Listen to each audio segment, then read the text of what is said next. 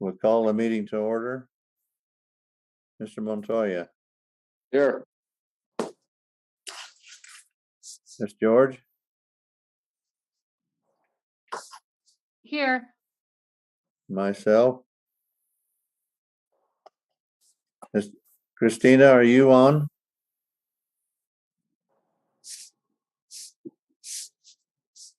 How about Suzette? Well, we have a quorum, so we'll proceed.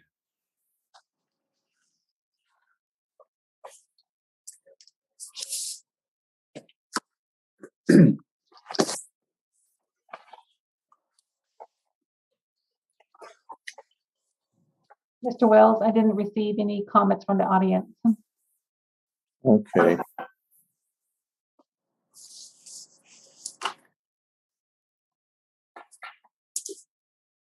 I do have a copy of the agenda here somewhere.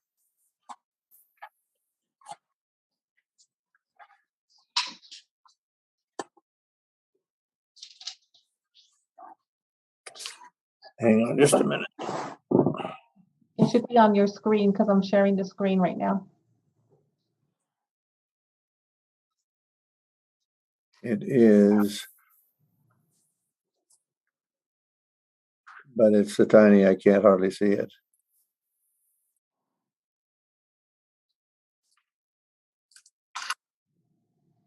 Okay, the second one is comments from the audience, and I did not receive any comments at this time. And our third one's going to be reports, which is the finance online payment platform by Herbie Klitschy. Mr. Herbie, would you like to proceed? That'll be Miss Herbie. Oh, Miss Herbie. Sorry about that. Good evening, board members. I'm going to be presenting a report this evening on a project that I am working on with several departments within our school district. And it's an electronic payment platform that we are looking into implementing. And the purpose of reviewing this several different online software is due to an audit finding that we had last school year for cash management. And the audit finding was non-compliance with the 24-hour deposit rule.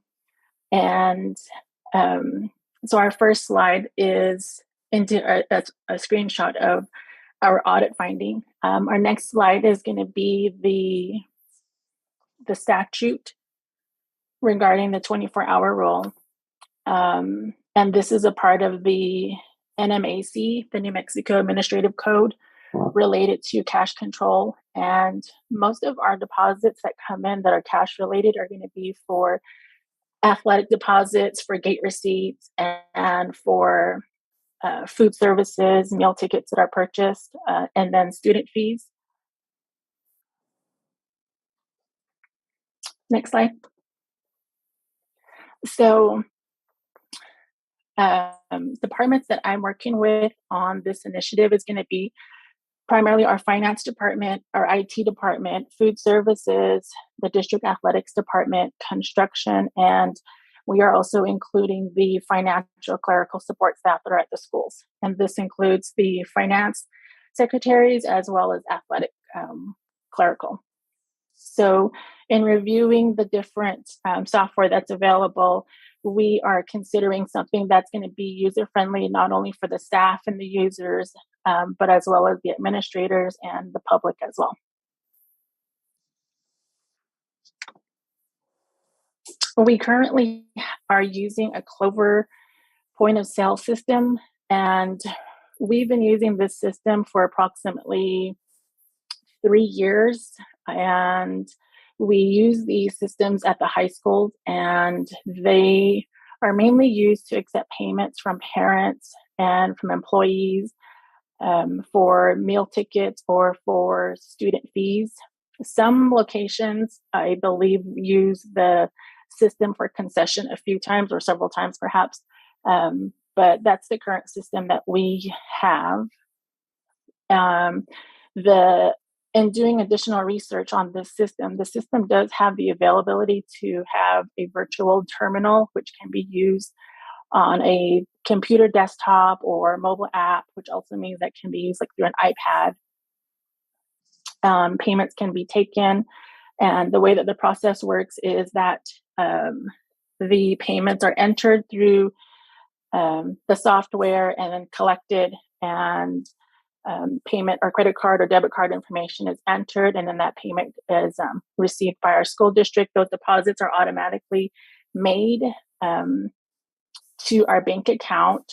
So there's no cash exchange and there's no cash recording. Everything is monitored through the reporting system of the software.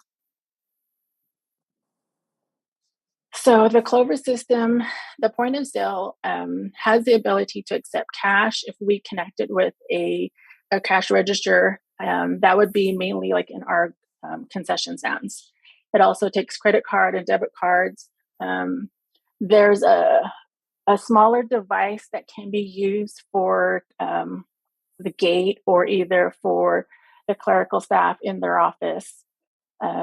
There's the online dashboard, which is the software essentially, and where we can access for reports. It gives us information once the system is closed out the night of every evening, every night. Then the next morning, we're able to access the information on deposits that are received. Some of the other options that are available is a school pay, which is similar to Clover, but this particular system is includes services like event registration, event ticketing, using a QR code system. They can collect student fees. It also offers a virtual terminal and reporting as well. This software has an annual fee for the software and for the maintenance. The equipment that's required is going to be equipment reader or, again, the desktop computer or iPad. This system we found to be used by Las Cruces schools, Albuquerque public schools, and Farmington schools. The next one is called My School Bucks. And this system does not have an annual fee, but it does have a per transaction fee. And this system can accept student fees. It can issue event ticketing. They can also do invoicing where, say that there's a student fee, maybe for library fees or something like that. We can issue, the financial staff can issue an invoice to that student or the student to the parent. And it would make the payment process easier to where the customer can just make those payments directly off of the invoice. The system uses a QR code, and there is also reporting available. Equipment that's going to be required is a scanner. The next software that we looked into is called GoFan, and this software is a per transaction fee. There's no annual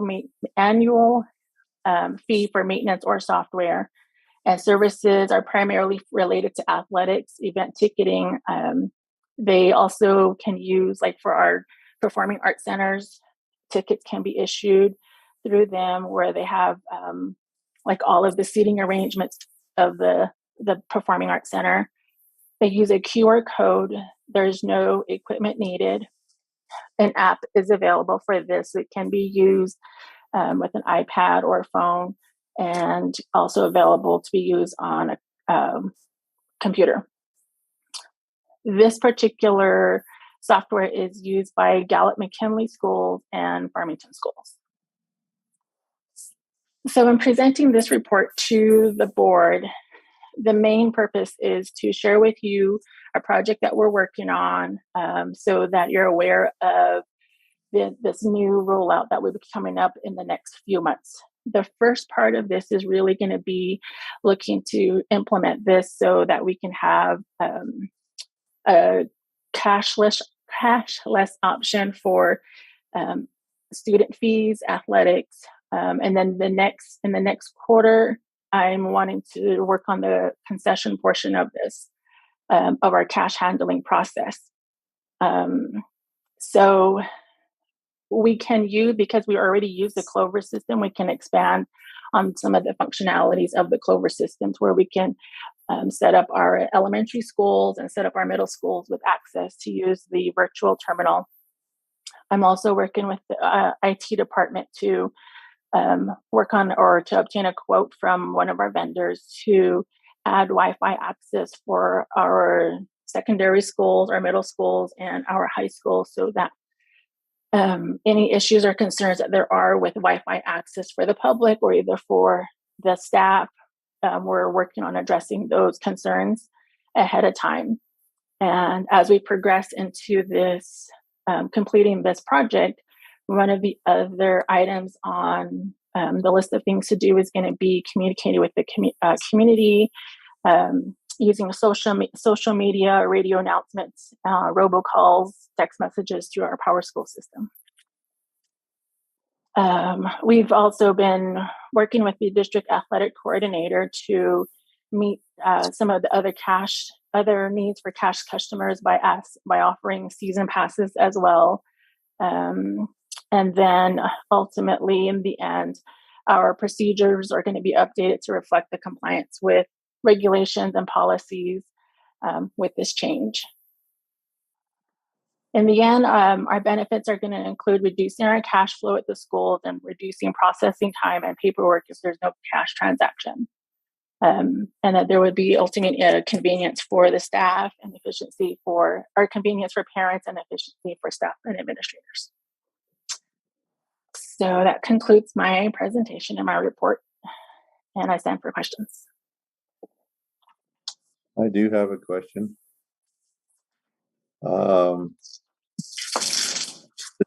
Does this then preclude all cash transaction?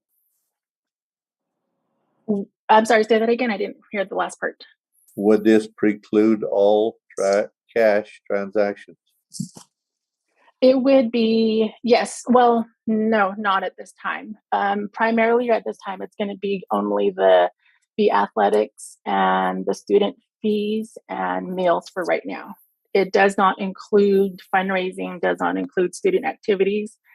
And I think that was the only thing. And the concession is on the plans to be done later on.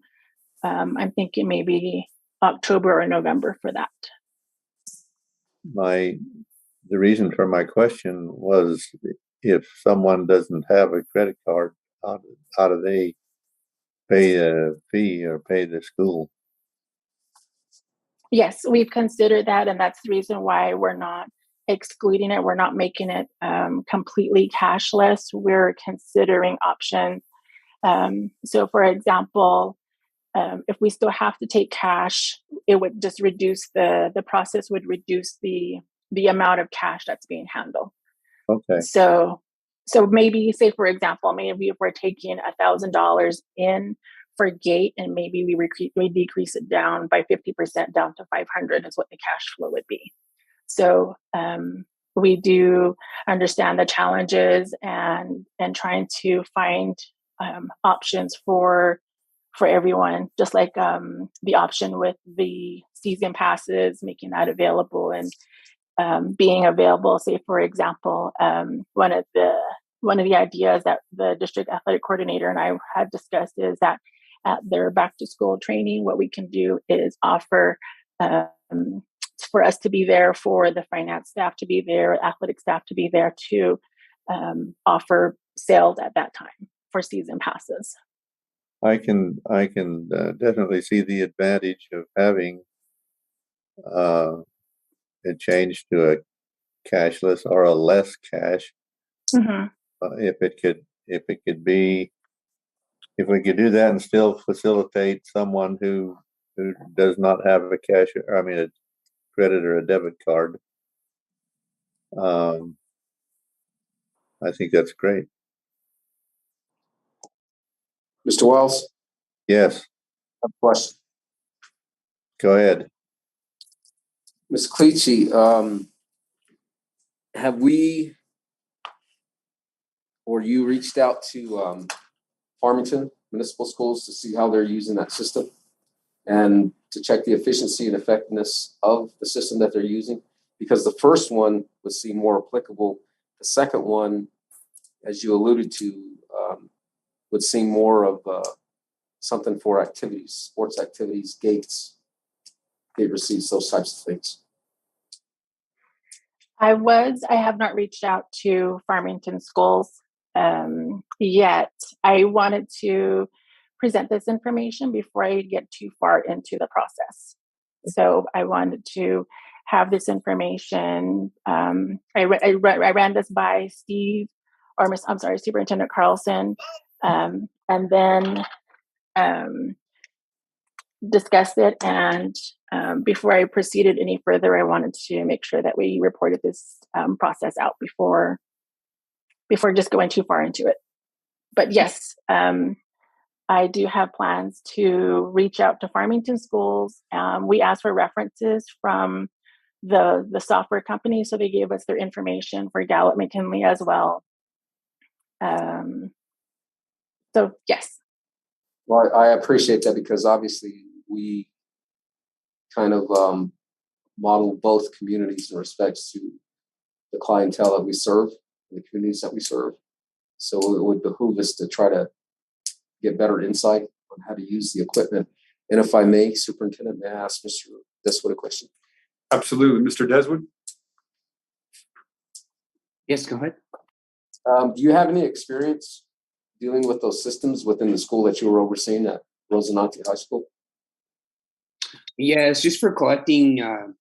Well, good evening, everybody, board members. My name is Peter Deswood. Recently hired assistant superintendent to help with the vision and mission of the school district. Just to answer the question, we did use it to collect fees. It did eliminate extra cash on hand within the school. I personally had used the GoFan as well, and it was, just the hardest thing was just getting used to using it initially. But for the most part, once you had the app downloaded or the website downloaded and you knew where to go, it was pretty easy to access. Thank you. All right, I appreciate it, and welcome. Thank you. Ms. Cleachy, another question. What's the cost of using this? What's the cost of this? I'm sorry, go ahead. Oh, no problem. So the first software, the school pay, the estimate that we are looking at for that one is right below the 3,500 threshold. So I think it's like 3,400 is what the quote that was sent back to us. There is an implementation time with this particular software, and I think they were looking out.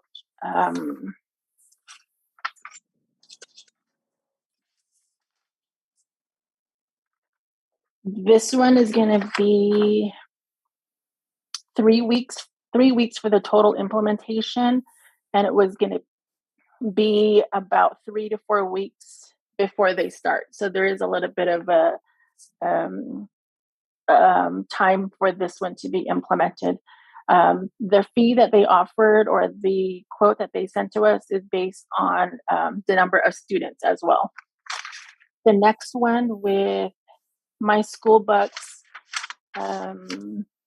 they had, during our meeting with them, our demo with them, they had said that it was going to be a per transaction fee, but I actually got an email today from them sending a quote, so I need to double check with them on that.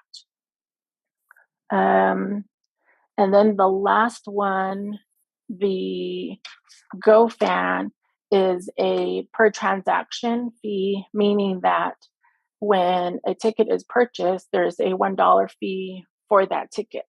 And at this time, one of the options that we had requested is if we would, in order to make this more accepting, that we would absorb that fee.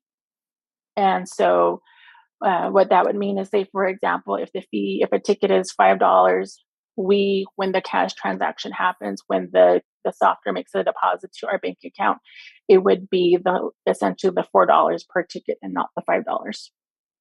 And that's how we would absorb the fee. Try that again. Is this every transaction fee? Does that mean every time we deposit or every time we sell a ticket? It would be every ticket. It's expensive. Wow. If I may, Mr. Wells, Go ahead. I understand your question, why you're asking it, because here, when you look at Shiprock and Kirtland and Newcomb join the varsity games, that's a ton of money that's going to be made for the use of the system itself versus a flat fee of approximately $3,500. And that's where the option for the season passes is what we're looking at. The software also, we can do season passes to help reduce that fee, is essentially what it is. Sure. My kids, when they went through, had a season pass, but still, I think our situation where we have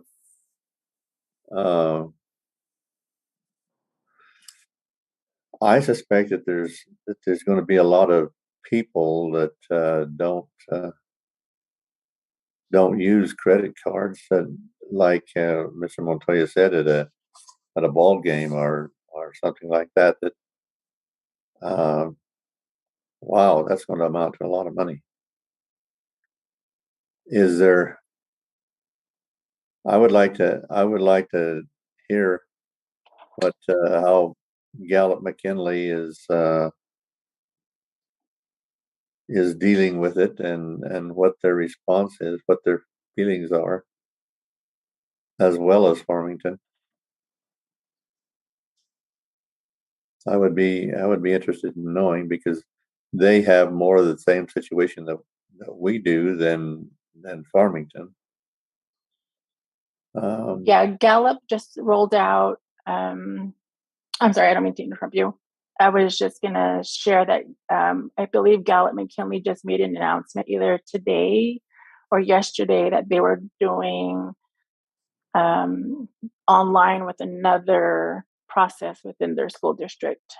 So I would definitely get with Gallup McKinley on their feedback on their process. I'm wondering if there's not a Clerk President, yes. may I? You may.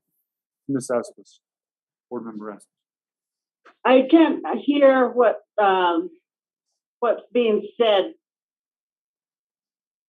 from Montoya and Carlson. I don't know what was shared before, but with this conversation and the presentation,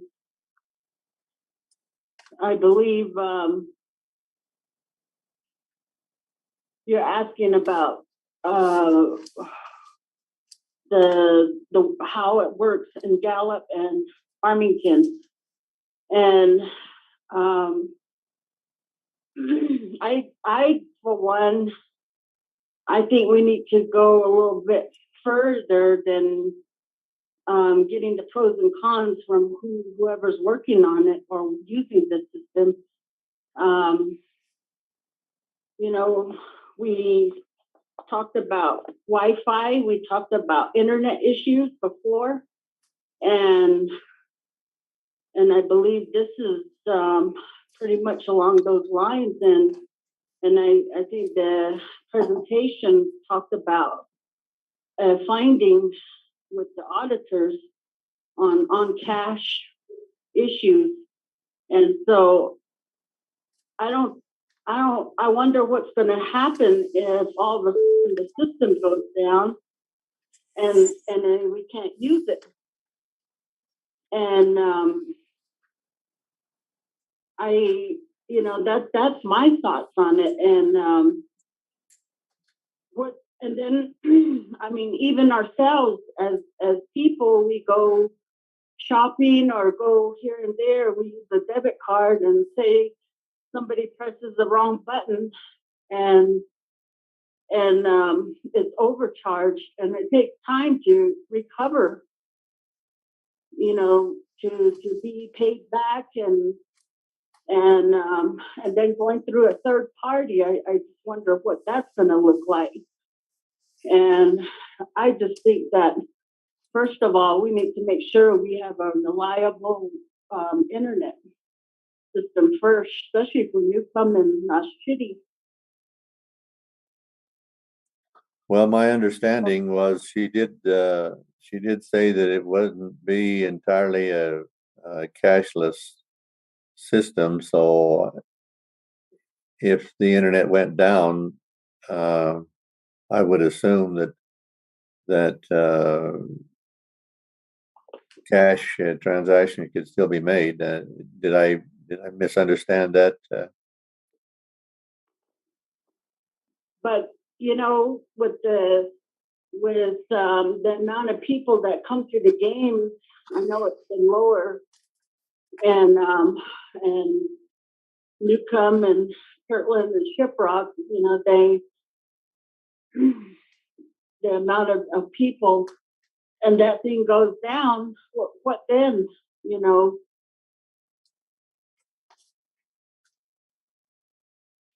And then 3 weeks of converting over, I don't know.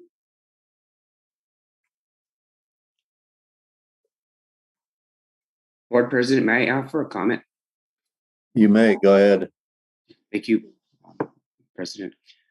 So just for clarification, the GoFan, the fans and customers will access that on their own phones. So as long as their phones are connected to their carrier, they pay before they get there. The school pay as well.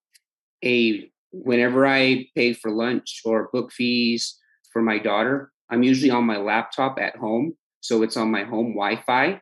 I think the point of sale, correct me, Miss Klitschy, would just get those fans who did not come to the gymnasium or who forgot to pay before they came to the game. Am I correct?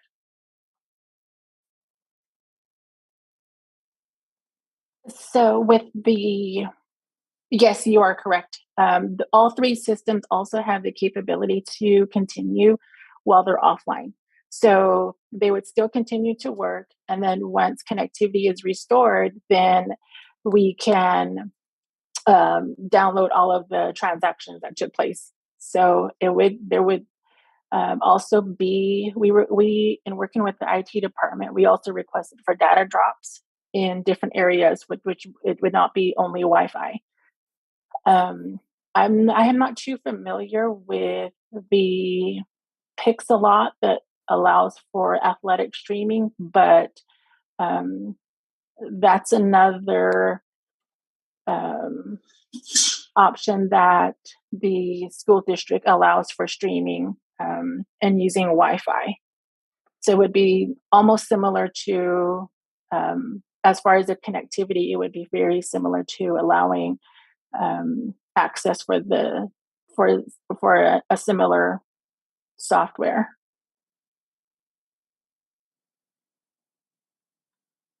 Board President. Well, Yes, Ms. Asmus. I don't know who chimed in earlier talking about the GoPro or his laptop, but the most of our community. I mean, we just said we have internet issues. Most families don't have laptops, and if they do, it's the students. And as far as the food issue, there's dead spots, and so talking about something like this and putting it lightly, You know, most of our community is rural. They're not in an urban area. They don't come from an urban area. So we got to consider those things as well.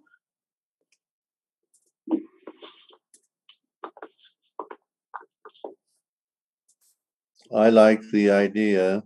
I think it has advantages, but I can see some disadvantages too. Ms. Asmus makes a good point, and I think we need to look into see what Gallup McKinley is, how it's working out for them, what problems they have, what things they see. So, Mr. Wells. yes, ma'am. May I please? Yes, you may. So I like the idea of, you know, not having a finding, but it's not so simple. And I think each time that we've had this finding, and it's not like it's just last year or the year before, this is something we've been fighting, and then we're going to still fight it. It's still going to be an issue. And so I like the idea, and then, you know, there's always the case of missing money, but also we could, you know, instead of having a machine and other things, there's also, and as I remember, I think those are areas of like athletic directors' duties to make sure that the money is secured and accounted for.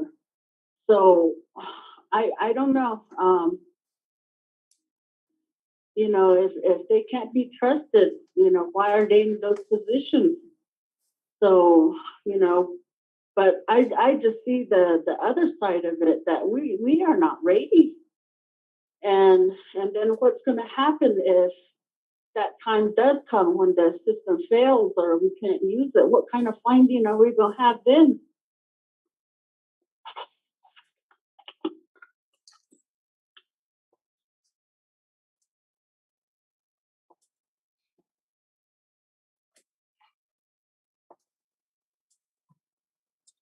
Ms. Herbie?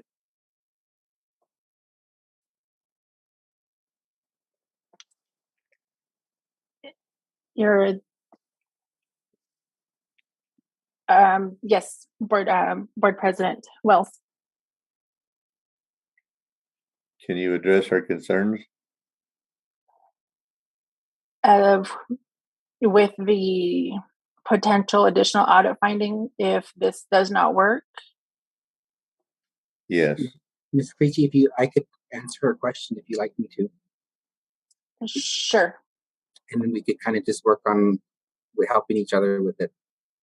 Okay. President Wells, Superintendent Carlson, members of the board, we do appreciate the concerns addressed by the board members, and we do thank you for your input. So we are looking at planning, and Ms. Chief did mention too that this is a planning process, and we are looking at addressing it to the board prior to actually initially rolling it out.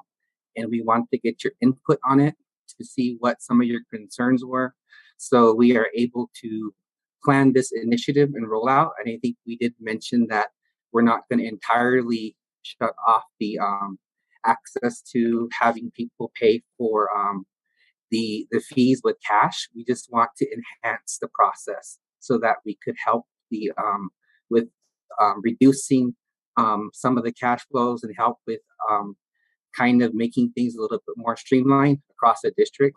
And that we also were looking at, I think Ms. Leachy did, I'm sorry, Ms. Herbie also mentioned too that we were looking at problem solving some of the internet concerns and to include additional boxes, I believe she mentioned. So we are looking at that, but we do appreciate the comments. And this is what we are just asking is just to let the board be aware of what's happening so that we are able to get your input and feedback as we reach out to the staff members, as well as got Mr. Carlson's blessing on proceeding to move forward with this. I'm not sure if Ms. Herbie would like to add to that if she likes to.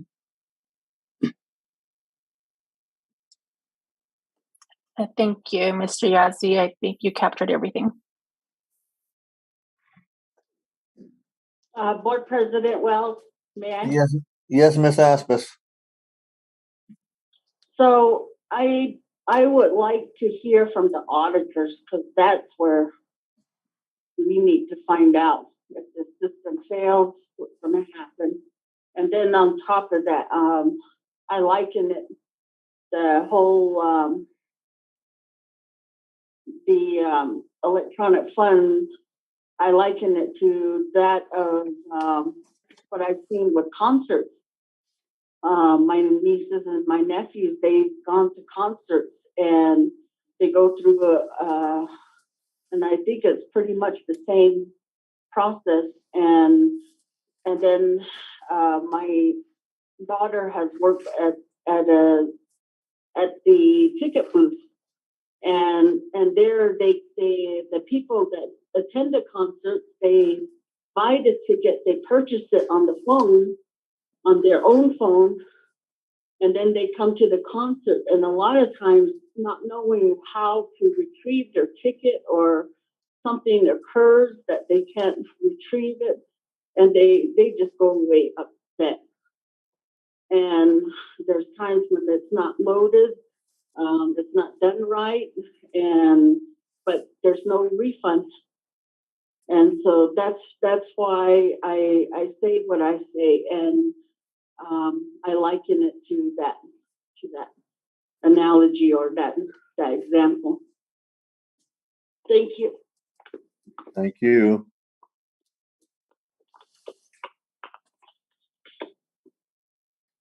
Is there anything else, Ms. Herbie? No, there is nothing else. Thank you. Are there any more questions or comments from the board?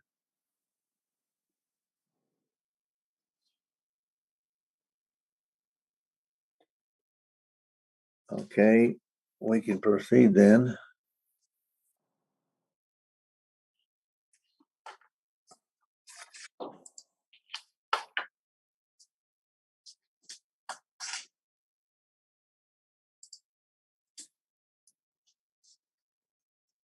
Sharon, who's next on the agenda?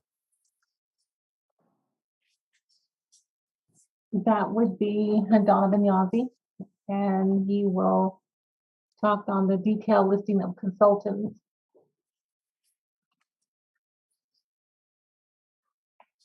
Mr. Yazzie? Thank you, Board President, members of the board, Superintendent Carlson. Superintendent Carlson has asked me to gather information relating to the list of consultants that were that the district utilizes. So what I did when I was directed by Superintendent Carlson for the information, we went ahead and went through our database and compiled a report of listings of vendors throughout the district that we use, and I sent this out to the directors throughout the district as well to help with compiling the report. And this is confirmation from each of the different departments on the types of consultants used by the district. There are currently 3 used by the Office of the Superintendent. Those are listed there along with the amounts the district has paid this past school year. The Finance Department uses 2 consultants to help in their department here. The Security Office Department also uses 2 consultants, and those are listed there as well. And we did ask them also to include a brief explanation of how the consultants are used. Student Support Services, they use 2 consultants there. LifeQuest was not paid any amounts for this school year, but they do help us with providing evaluations for students. And the Intercultural Community Outreach Department has 2 consultants that they use in their department. curriculum and instruction department uses one to help with supporting the principals, and HR uses one consultant as well. So with that, I stand for questions.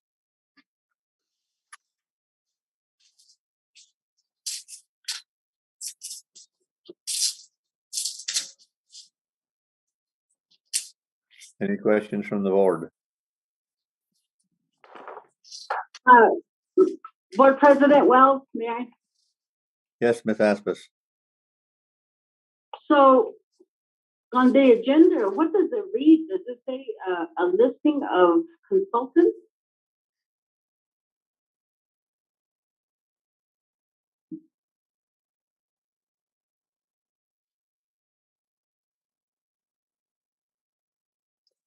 Ms. Aspis, I can't see an agenda. Board President It Wells, says B. Board Member Aspis, if you wouldn't mind, it's B, detailed listing of consultants with CCSD by Donovan Yazzie was the title of the report. Yes, so of course the listing in his presentation, I thought that's what we were going to hear. Do you have access, Ms. Aspis, to the listing that we're? No. Oh, okay. No. Can I send that to you? Should be in board notes.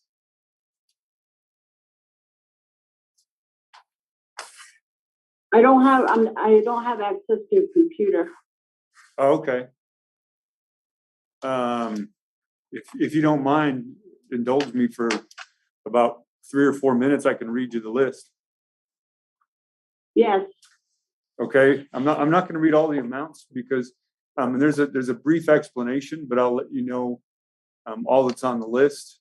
From the superintendent's office, there are 2 consultants, the Balzano Government Relations and John L. Thompson Consulting. Also from the superintendent's office, the New Mexico School Boards Association, that one is for New Mexico School Boards Association Policy Services for the school year. Okay, those are consultants. I thought those were contractors. I don't know. I'm thinking stupid. So. Oh, that's okay. Okay, I'm fine. I'm fine. Okay. Do you want me to read the rest of them? No, that's okay. Okay. And we will make sure you have access to them as well when you are able to use a computer. I'm sure I do, but I don't have my computer with me. Okay.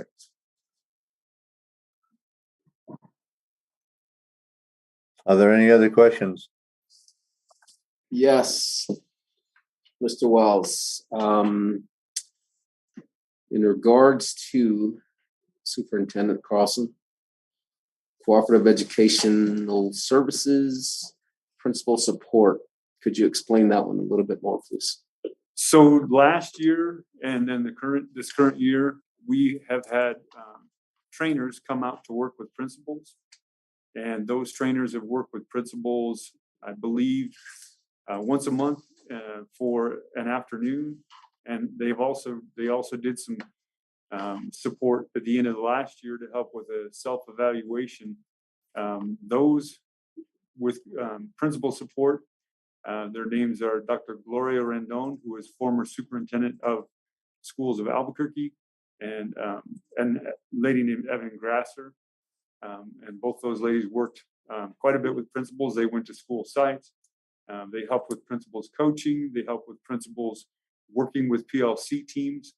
They helped with principal observations in the classroom, and those types of things. Okay. Now, in regards to that, do we have the knowledge, the expertise within the district to be able to provide those services? To a degree, yes. I believe that the structure they provide is helpful. And also, I would need to talk to Mr. Yazzie about the line item that comes from.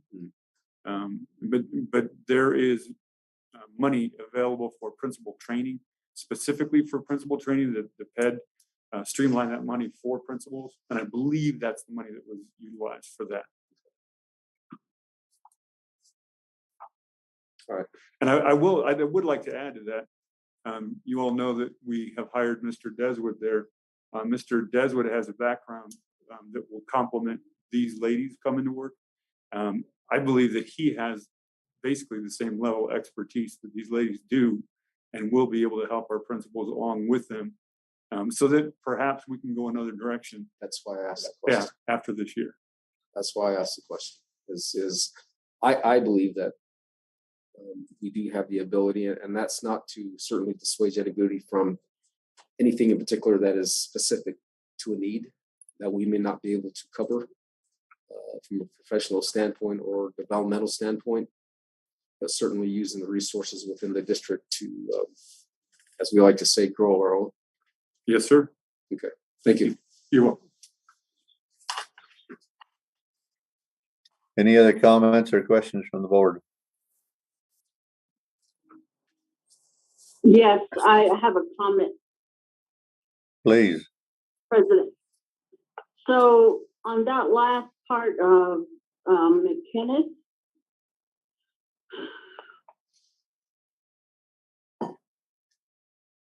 I think I'm saying Kenneth McGovern.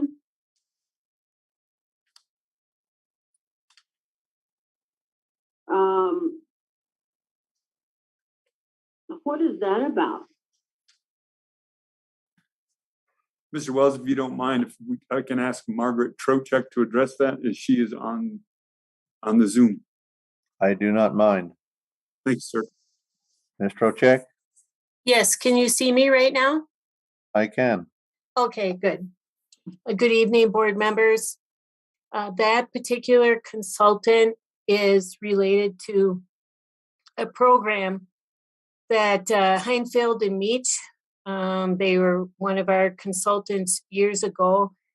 The AFLAC bill and the NIMSIA bill are really voluminous and very difficult to reconcile. And so they had a programmer, and this is the programmer that built a system for us to reconcile more easily.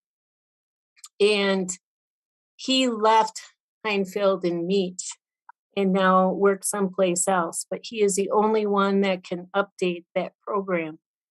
So we asked him to update that for us this year. And this should be all that's necessary for that, $450. Question for you. Yes. Is this an update that goes on annually, or I think I perceive that it may be annually, because there's actual programming in it, programming language that we will not be able to do ourselves. So we would probably need it updated annually, and it does save a lot of time for us. Otherwise, it's very, very detailed reconciliation that is just a lot of labor hours. Understood. Thank you. Thank you. Thank you. You're welcome. Any other comments from the board? Mr. Wells, I have a question. Yes, Cheryl, go ahead. For the Learning Plus consulting, it's up to 79,575 for SSO. Is that how many? Is that like for the like one school year, or is that, how is that broken down, and how many times have we used them? Because like we said before in the last board meeting, that consultings we should change up every 3 years, I believe. Is that what we were saying the last time, the last meeting for No. consultings, getting contracts or with the district? I think that was auditing, not consulting, my recollection. Okay, how many years have we been, or for the audit purposes, for Learning Plus Consulting? I believe we're over that threshold or that requirement. Need to clarify it. Okay, Board President Wells, do you mind? Go ahead. So it's my understanding, Ms. George, that, I'm sorry, Secretary George, that with consultants, there is not that requirement. That's just for the auditor, and it's actually, I believe, 6 years, but we had talked about 3 years, and we can make that choice, or the board can make that choice for the auditor as well.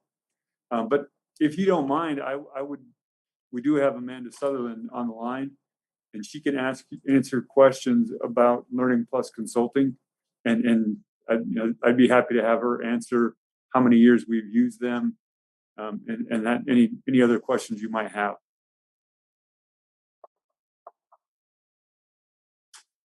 Ms. Sutherland?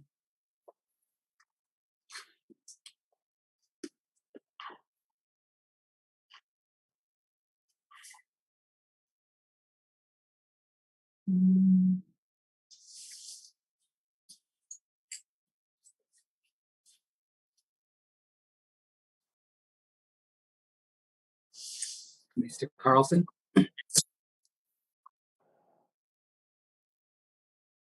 Go ahead, Mr. Yazzie.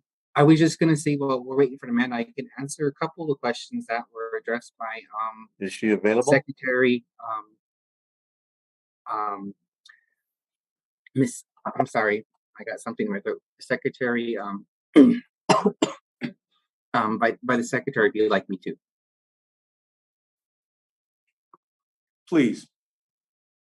Okay, so I believe it was asked how many times we've used this. So we have 12 transactions throughout the. This is for the whole school year. The $79,575. That's the amount the district paid for the whole school year. And so we did. When I looked at the actual report, we have paid out monthly for each of the times that the consultants were used. So as far as how many years this has been, I would defer to Amanda. I just wanted to add that information because I believe that was also the question as well. Okay, or Board President, may I? You certainly go ahead. Okay, Ms. George. thank you. So are we getting charged when they do these trainings? Are we getting charged hourly, or are we getting charged like by the day, or by a group with this consulting company?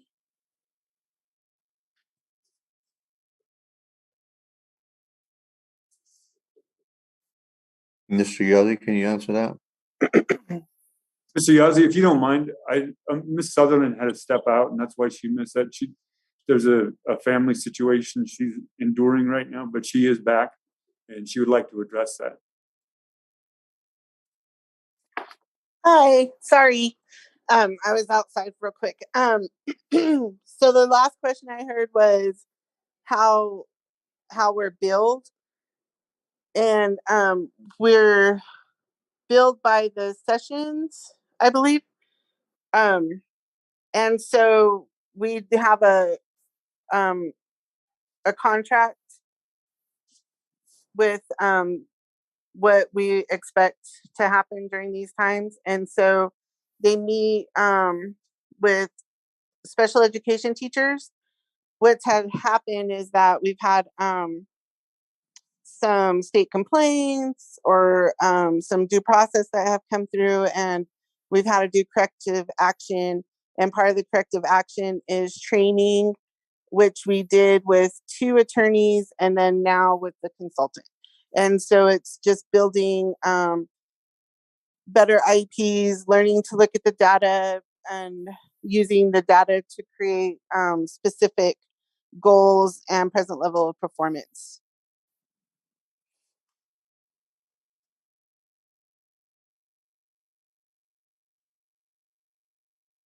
for the special needs kids. Ms. George, does that answer your question? Yes, thank you. Do you have any others? Mr. Wells. Mr. Wells. Yes, Mr. Montoya. Ms. Sutherland.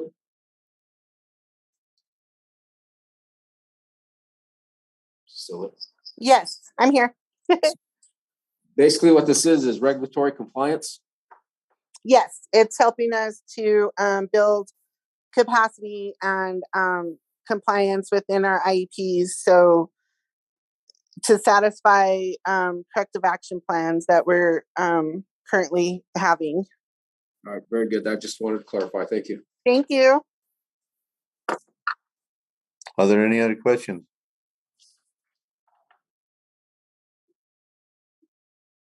Yes, Mr. Wells, may I? Yes, Ms. Aspas. Back to the question that Ms. George asked, for clarification, are they being is that an hourly pay, Ms. Sutherland?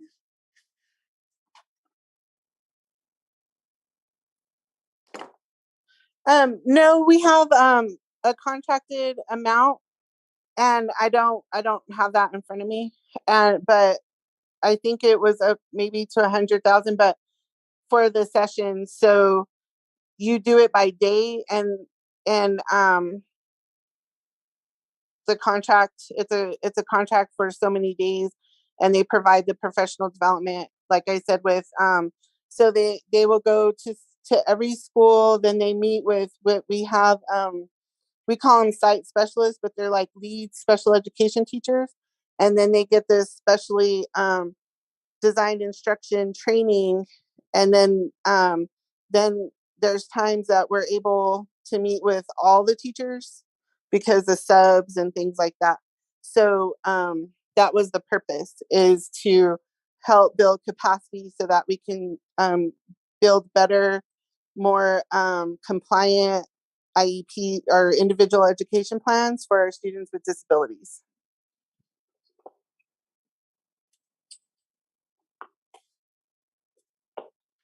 See, when you talk like that, it doesn't mean anything to me. That's why I'm going on what Miss George, her concern, and I'm wondering, if are we paying too much for this? In my professional opinion, I don't believe so. I think that we're it's not by hour, it's by set amount of days. So let's say we weren't able to meet 2 days, then we would not be charged for those 2 days. So it's just it's an amount of days, and if we needed to, we would extend it, or it would be less. But it's needed for compliance and part of our corrective action plans for the state. Mr. Wells. Mr. Montoya. Go into the schools, or is it just with your department? Great question. They do go to the schools. They go to the schools and they work with the special education teachers. And then we do surveys after the teachers have done surveys, and all the surveys have come back positive that they're learning from the training. And we do have Mr. Ballasweet, that's our coordinator, and he's working with them as well when they come. So everybody's on the same page. When the consultants leave, somebody's there to keep that work going.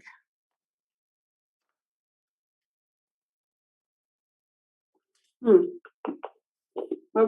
thank you. Mr. Wells, Mr. Montoya, Mr. Sutherland,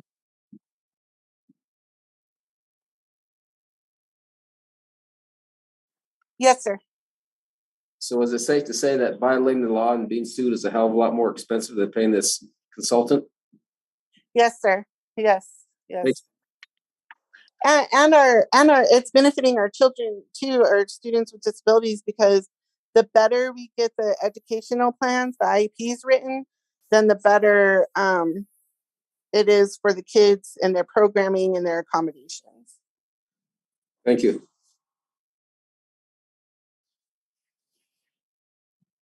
are there any other questions? Ms. Sutherland, thank you. Yes, I have a question. Board President, Go ahead, Ms. Paspas. okay, Carlson, Yes, ma'am. are we able to get an example of what I'd like to understand it further, and are we able to be enlightened with that information and how that process and all that works a little bit more? For which process? What Amanda is talking about. I'd be happy to have Ms. Sutherland draw something up and send it out to all the board members. Okay, Absolutely. thank you. You're welcome.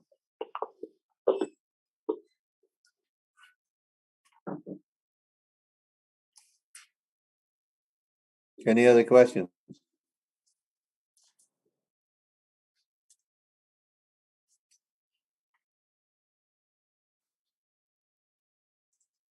What's next, Ms. Ray? Our next report is an MOA and MOU of universities and colleges by Tanya Armin. She has the MOA with New Mexico Highlands University. Ms. Armin, go ahead. Hi, everybody. Amrine, Tanya Amrine here. Hello. Greetings, everybody. Yata. I have the MOU for NMHU. It is an agreement for co-teaching apprentice program that would be a year-long commitment for the folks within the program. The MOU itself is a 3-year agreement between us and the college. Couple of highlights in this. Whoever gets chosen to, or whoever is filling in the role for a mentor teacher to these new folks, that person would get a $2,000 stipend that is paid for from the university. And then whichever apprentice we get in, or a student teacher, so to speak, I'm going to turn off my camera. Sorry, it's just really glitchy. Whoever gets into that, you're welcome. Would get $35,000 paid, and that is also from the university. They applied for a grant, and that's where that money's coming from. And one of the best parts of this is whatever student teacher goes through this program, they're pretty much going into a 3-year commitment with the district. If we have a position and we hire them, they're hired on for about 3 years. If we've got something to put them in, most likely we would. This is the same MOU that I presented last month. I just need it approved so that we can get it signed and sent back to NMHU. So any questions this go around?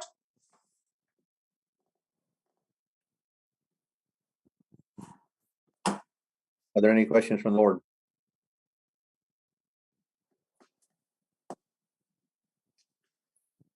Mr. Wells. Mr. Montoya. In regards to the apprenticeship, I know that's the one that the state just recently enacted. And I know Tennessee has a full-blown apprenticeship program that is very impressive as well. But I don't know as far as the actual application of this apprenticeship program is within the details of how much that really lends itself to an actual apprenticeship program itself. Because obviously you talk about apprenticeship in respect to them going in the classroom and doing some of the work in conjunction with the book study as well too. So, but I know that, again, like I said, I think it was Tennessee that just came out this year and enacted their own apprenticeship program that looked like it was pretty impressive and closer to a true apprenticeship program.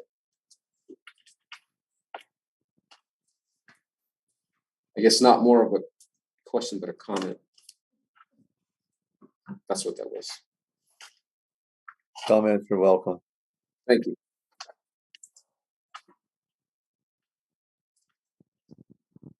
Are there any more discussion concerning this from the board? Board President, well, Yes.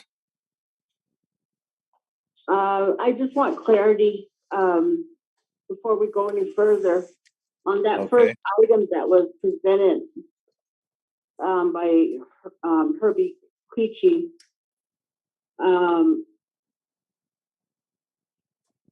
Are they in the planning stage or they've already gone forward with it?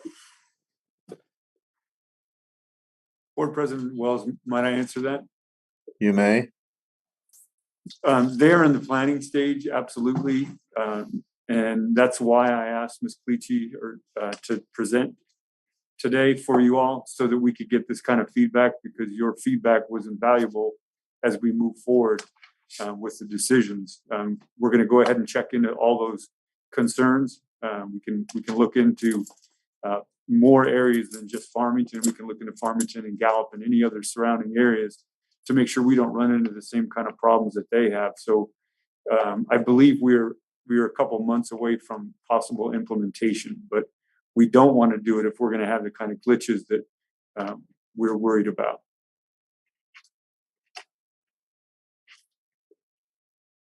Okay, I just wanted to make sure that there wasn't active or going forward, and there was quite a few things that we expressed our opinion on, but yet I guess at that time they weren't considered invaluable. So thank you. You're welcome. Thank you, Ms. Harris.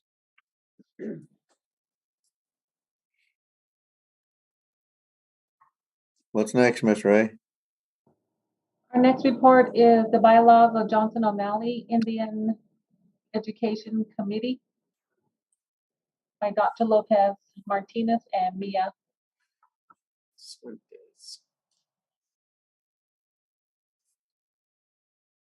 Yes, good evening, President Wells, Vice President, Secretary George, and members of the board. This evening, we are going to present some minor changes that were done to the bylaws of the IEC. And for this evening, Mia will be presenting those minor changes for you, as she is the supervisor that works side by side with the IEC. So thank you. Mia? Thank you. Good evening, Board President Wells, members of the board, and Superintendent Carlson.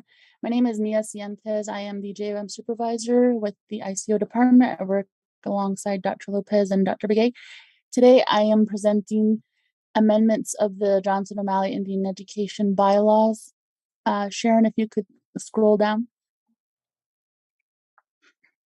So this bylaws was presented at the application for school year 2022 and 2023.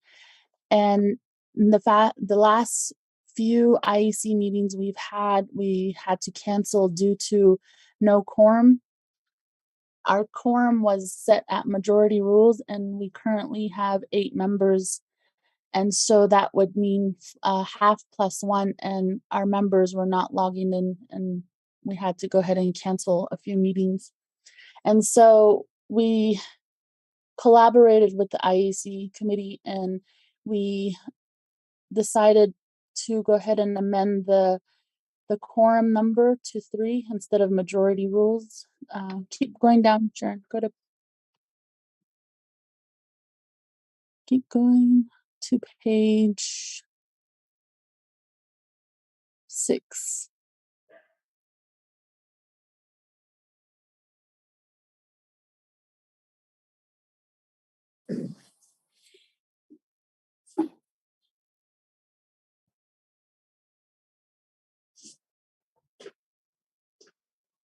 I'm not too sure if it's slowly lagging onto the page, but I don't see the section that I need. Right there. Section 5, quorum. Okay, so it reads Section 5, quorum, a majority total of 3 Indian Education Committee voting members constitute a quorum for official transaction of JOM IEC business. Decisions made by a quorum of members present at a regular and/or special meeting shall be an act of JOM IEC. Members will wait no more than 15 minutes for a quorum to be presented. And so the changes here are the majority part being switched from half plus 1 to a total of 3. And the grace period is changed from 30 minutes to 15 minutes. And this was brought up at our Johnson O'Malley CCSD negotiations meeting. And as we presented to them the changes in our bylaws, they advised that we re-present it to the board. And so it would need a review and approval from the board as well as signatures. I stand for questions. Thank you. Board President Wells, may I? Ms. Asmus, go ahead. So, as again, it was to my surprise before that bylaws were done without a board member. And IEC is a subcommittee of the board. And again, changes were made, amended, bylaws were amended, changed, whatever word you want to use. And I find this very concerning. They are a subcommittee of the board, and therefore we need to get back in the practice of having a board member be a part of those bylaws, because either I would like to see if they can't make quorum that perhaps one of us could be there. But the changes and all that, before the practice was there was a board member present.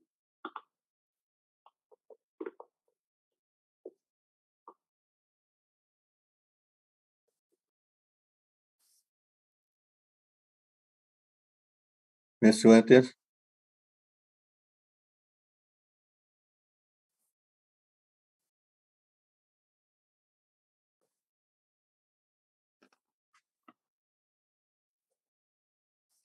Hi, sorry, I was trying to go ahead and unmute. I think that would be a good addition to the planning process of the JOM IEC bylaws. I would just have to check in with Dr. Begay about the 25 CFR, if that would be an issue with, the way it was in the past with the board as an IEC committee, and when it was passed back down to the subcommittee parents. But I could definitely reach out to Navajo Nation JOM and get back to the board about having our school board be part of the subcommittee's planning and decisions making in the bylaws of the IEC.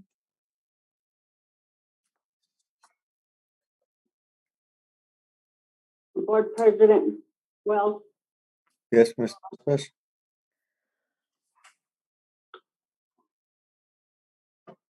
Hello? Go ahead, Ms. Asmus. Okay, so Carlson, the CFR states that if there's a majority Navajo on the board, which there is, then we don't need an IEC committee. But they do need to remember that they are a subcommittee of the board. And if things are not continuing forward and they're having quorum issues, then, which was the same thing in the past, we took over the duties of the IEC until they could regroup and go again. But at that time,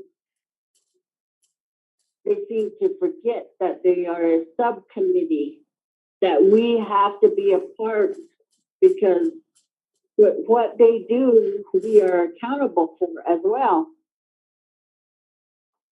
So just keep that in mind. And I'd like for at some point to revisit the bylaws. Absolutely. Um, Dr. Lopez Martinez, did you want to add to that? Yes, yes, sir. Thank you, President Wells and members of the board. I would be more than happy to sit down with Berlinda and Mia and look at that process. And Ms. Aspis, if you don't mind, if we could also call on you to assist us with that. I am not too familiar with the historical aspect of that. I do recall that the board at one time was the IEC. So you have a good point. And so if you don't mind, after Berlinda comes back, we would like to go ahead and if it's okay to reach out to you for some guidance on that. I don't mind and assisting, but I would like and appreciate if the whole board was involved, so that they know in the future. And again, I'd like to stress that IEC is a subcommittee. Thank you. Thank you.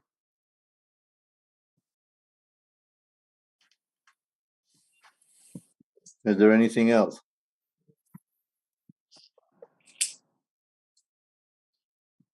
Thank you, Board President Wells, members of the board, and Superintendent Carlson. That was all for my presentation. Okay, thank you. Any more comment from the board? Board President Wells, may I? Ms. Aspis, yes, go ahead.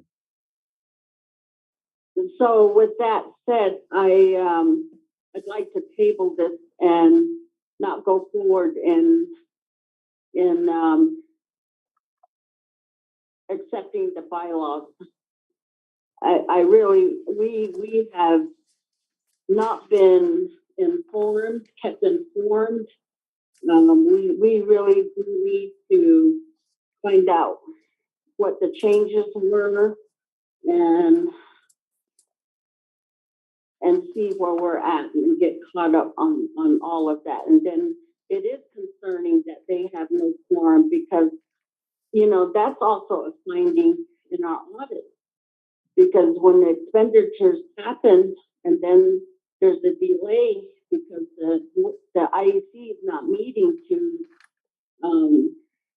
approve those and hear those expenditures, so it takes time. So there's findings in that. So that was the whole reason why we had to step in and take care of that.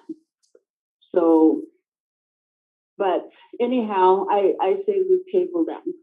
Thank you. Mr. Wells? Yes, Superintendent. So it's me. Oh, is that Montoya? Sorry.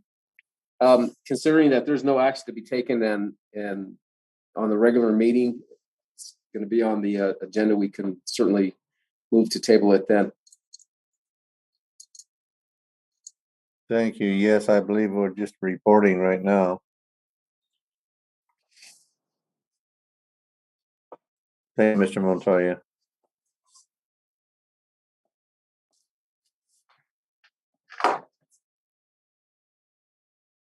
Did that Yes, it did.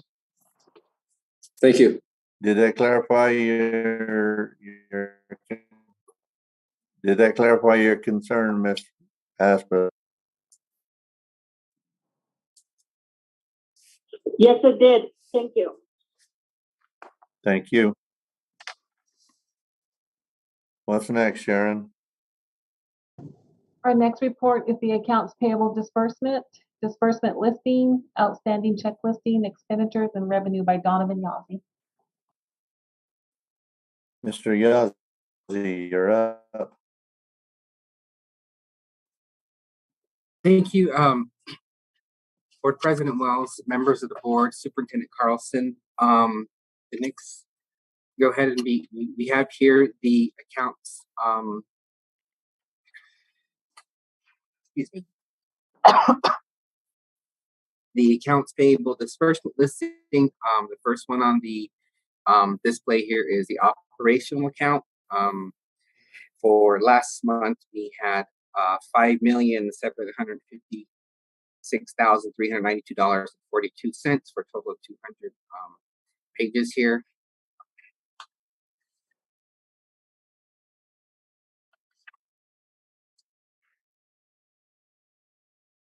And the next item is the activities disbursement listing, totaling $56,277.68.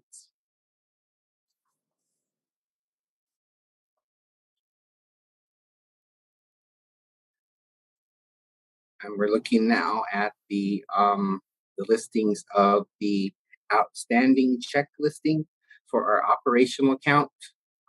Last month, they're totaling $1,238,916.15.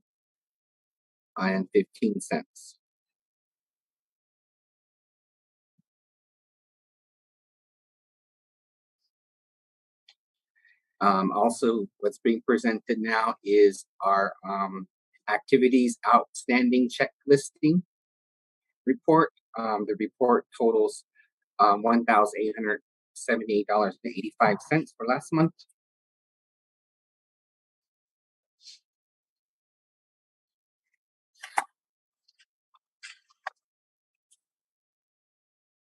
For our expenditure fund accounts, our general funds operational account 11,000 to 2,300.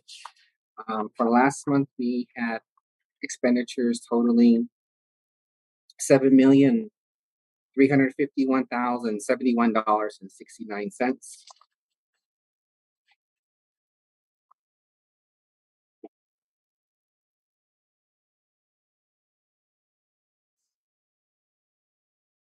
The next report being listed is for expenditures coming out of our grant funds, 24,000 to 29,000.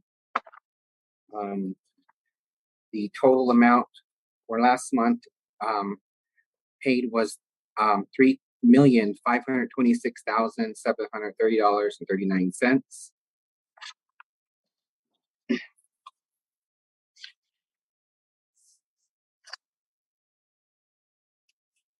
For expenditures coming out of our capital outlay and debt service accounts.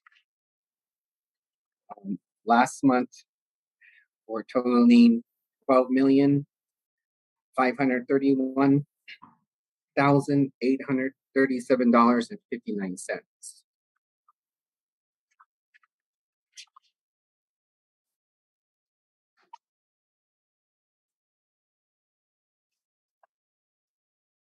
And our revenues generated for last month for the general funds, 11,000 to funds 23,000.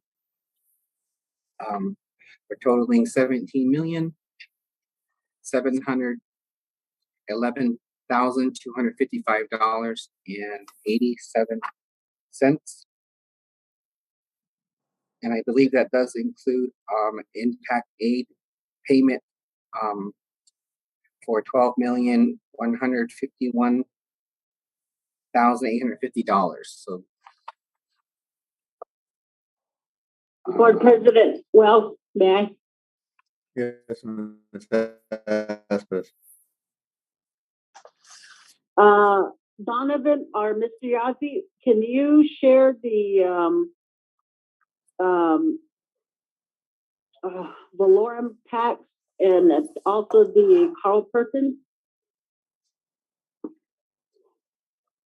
Board Member Aspis, members of the board, Superintendent Carlson. Yes, on this particular report, we have the ad valorem taxes, and then on the next one, you'll have the Carlos Perkins, which is on the next one. So this one here for the general funds, 11,000 ad valorem taxes.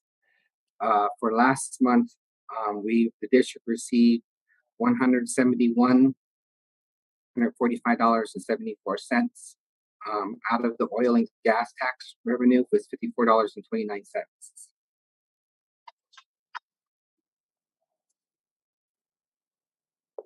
Thank you.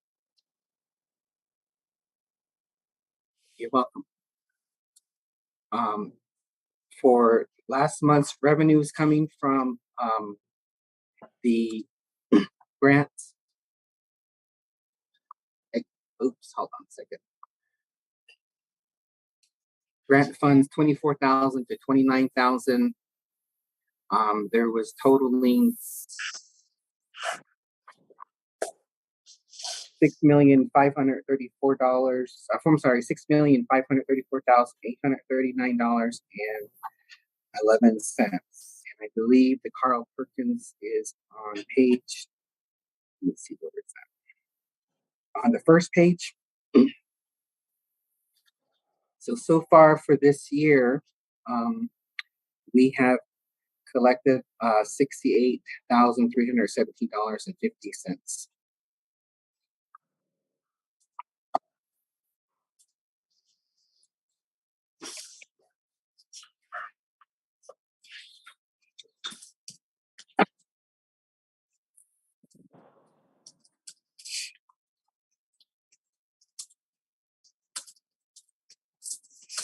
Okay, for the capital outlay and debt services, totaling $3,370,284.37.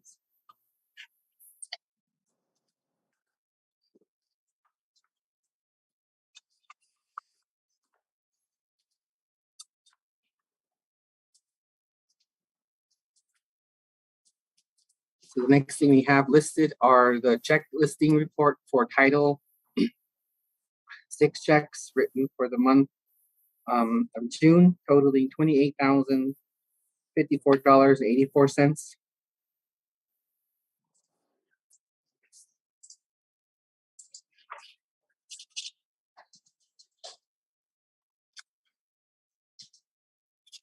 We have Johnson O'Malley's check fund for the month of June, totaling $71,861.67.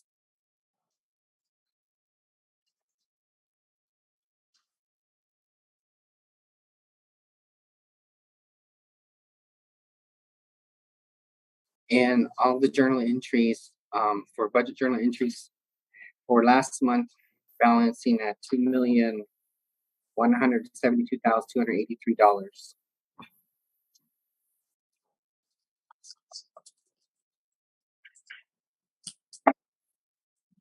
Are there any questions relating to the first part of the reports? The accounts payable disbursement listing, outstanding check listing, expenditure listing. That would be item D. Item E, I just went over. Board President, I have a question. Yes, Ms. George. Mr. Yazzie, on the disbursements, the very first one under operational, under Mesa School, it says Logitech MK570 wireless wave keyboard and mouse at $1,139.75. Is that just one keyboard and one mouse?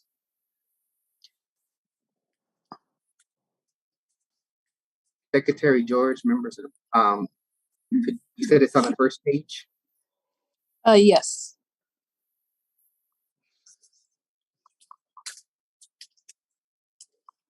For Mesa School, Mesa Elementary.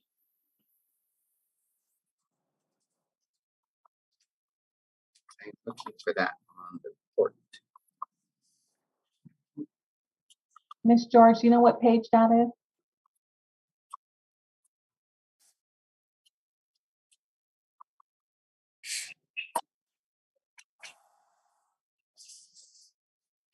On page 3, I believe.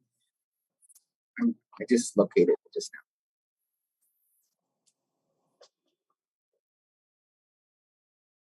Sorry, I was trying to get it to unmute, sorry. But yes.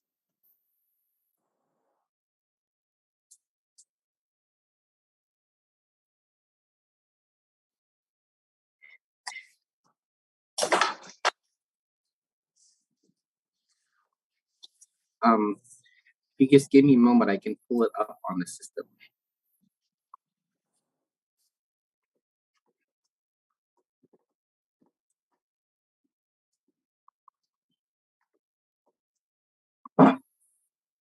Is there any other questions that I can write down? I could go ahead and send a report too as well.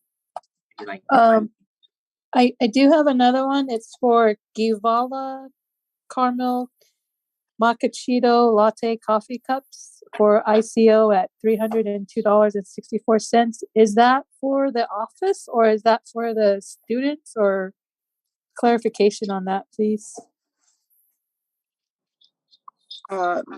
Secretary George, the coffee cups and things that were ordered are for the teachers, youth that are coming in and working on the curriculum. And so we do furnish that, and it is written into the JOM, and so we do furnish coffee cups and water and things like that while they're in the building, or any board member or IEC member that come into the office. Oh, thank you for the clarification. You're welcome. And then I just have one for CPR, AED, first aid training for American Red Cross for SSO in the amount of $490. Is that through Malou, or is that through the actual Red Cross? Are we paying within district to Malou for her training? And that's all my questions. Thank you.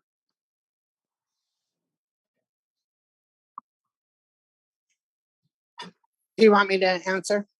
Please, I was looking for that. I was Sorry. It's for the materials. We have to purchase the materials for them.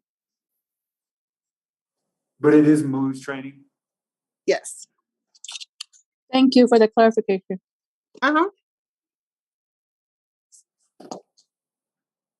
Yazzie, were you able to find that the first page 3 item on the computer? Superintendent Carlson, yes, I am trying to see. I need some bifocals to look for it. Look at it right now. Hold on just a moment. I appreciate the coffee. So the actual mouse and keyboard, there was 25 keyboards, and let me see. There was a total of 30 items for that one question that Secretary George had earlier regarding the purchases at makes sense. Thank you for that clarification. I appreciate it. Thank you. Mr. Wells? Yes, Mr. Montoya. Mr. Yazzie? Yes, Board Member Montoya. Not to make it cumbersome, but in those situations, it would be nice to have at least in parentheses the number of items.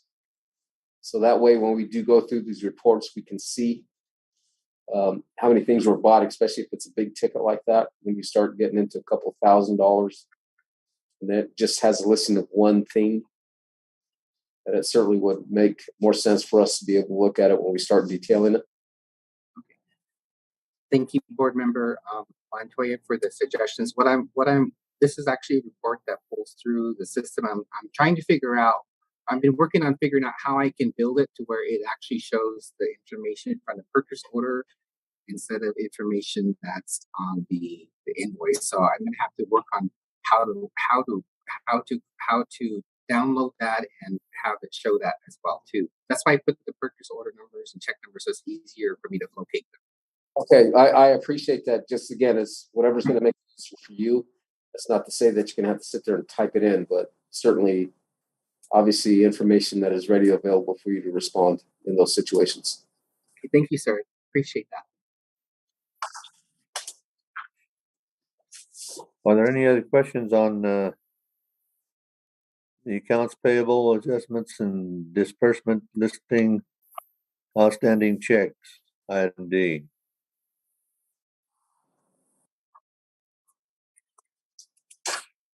Mr. Yardley? Thank you, Board President Wells, members of the board, Superintendent Carlson. We have purchase orders exceeding $60,000. We have two here for Dream Dene. This is money that flows through our school. For the first one is for the ESSER funds. This is Dream Dene's allocation to $206,208. And the second purchase order is for ESSER 2 funds that is allocated to Dream Dene that flows through our district, totaling $146,479.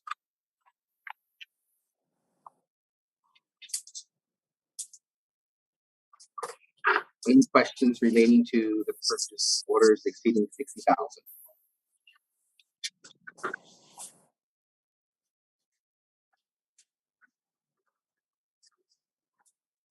Any questions from the board?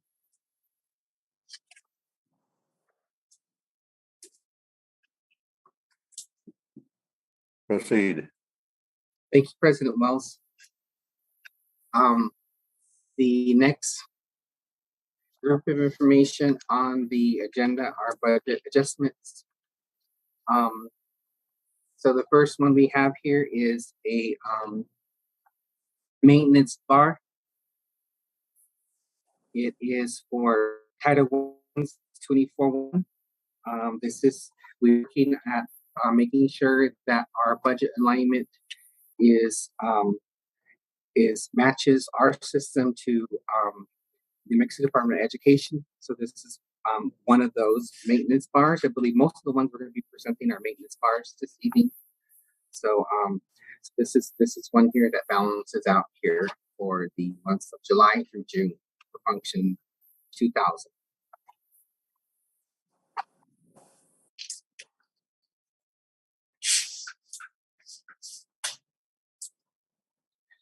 So this is also a maintenance bar for Title I Fund 24-101.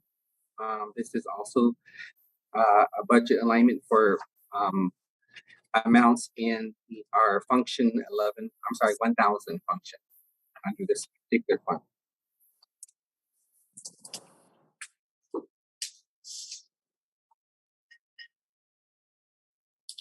The next one is a maintenance bar for Fund 24-106. It is for budget alignment for the 1000 function for this particular fund.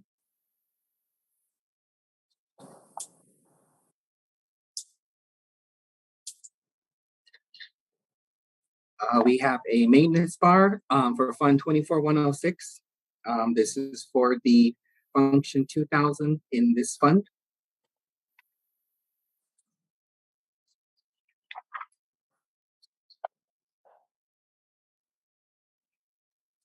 A budget adjustment request. This is also a maintenance bar for Fund 24-109, and this is budget alignment for the 1000 function.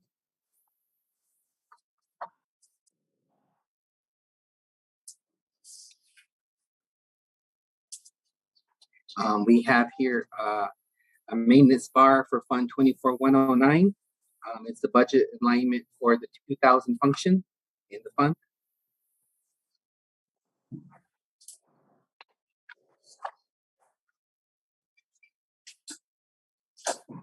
We have a maintenance bar here for Fund 24153. It's for budget alignment for the 1000 function.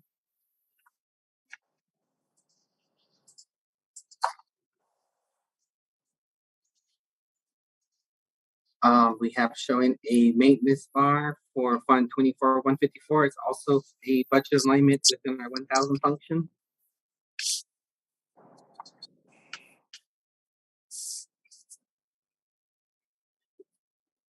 We have a budget adjustment request. It's a maintenance one as well. This is for Fund 24153. It is a budget alignment for the 2000 function.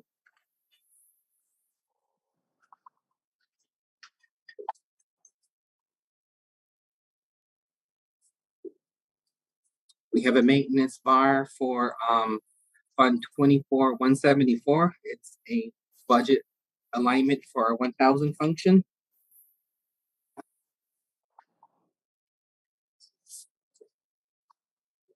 We have a maintenance bar for Fund 24189.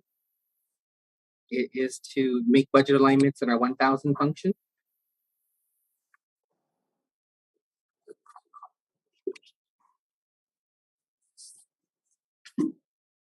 We have a maintenance bar for Fund 24301.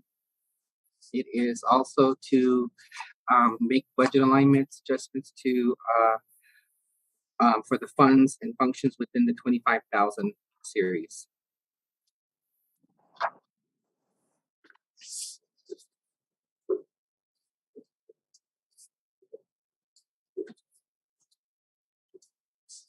This is a maintenance bar for Fund 24308, and it's to make budget alignments for the 1000 function. Is there any questions relating to the budget adjustments, the journal entries?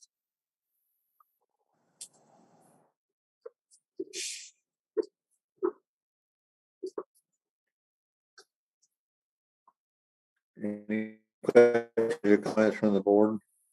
Mr. Yadi. Thank you, Mr. Yadi.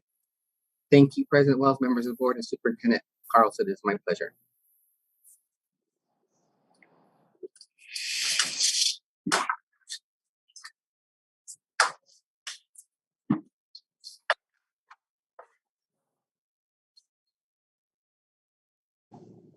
Okay, our next report is the update on presentation to NIISA. I show the next.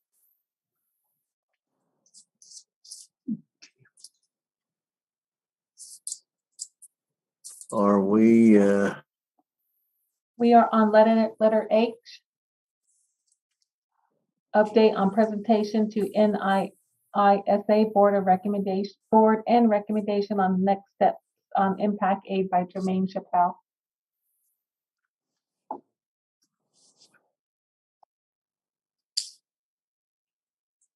Was that supposed to be an executive session?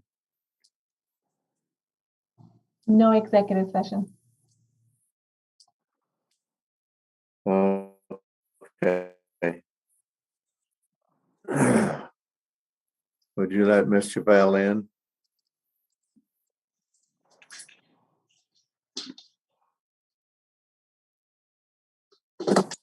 She is on Zoom.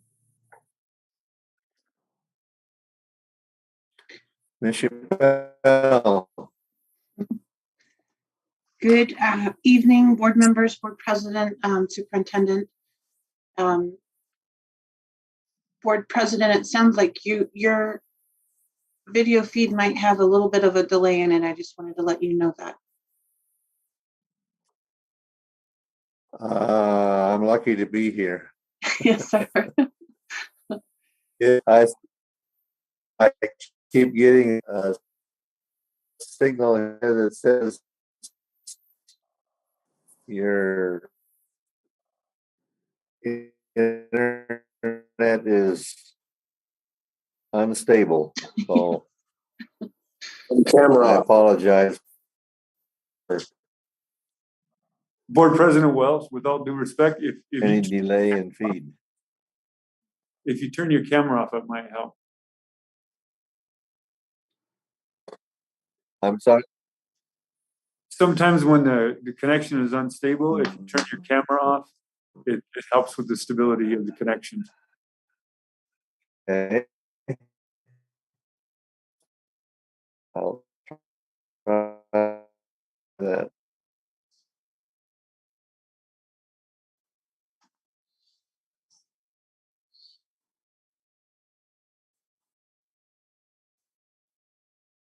There you go.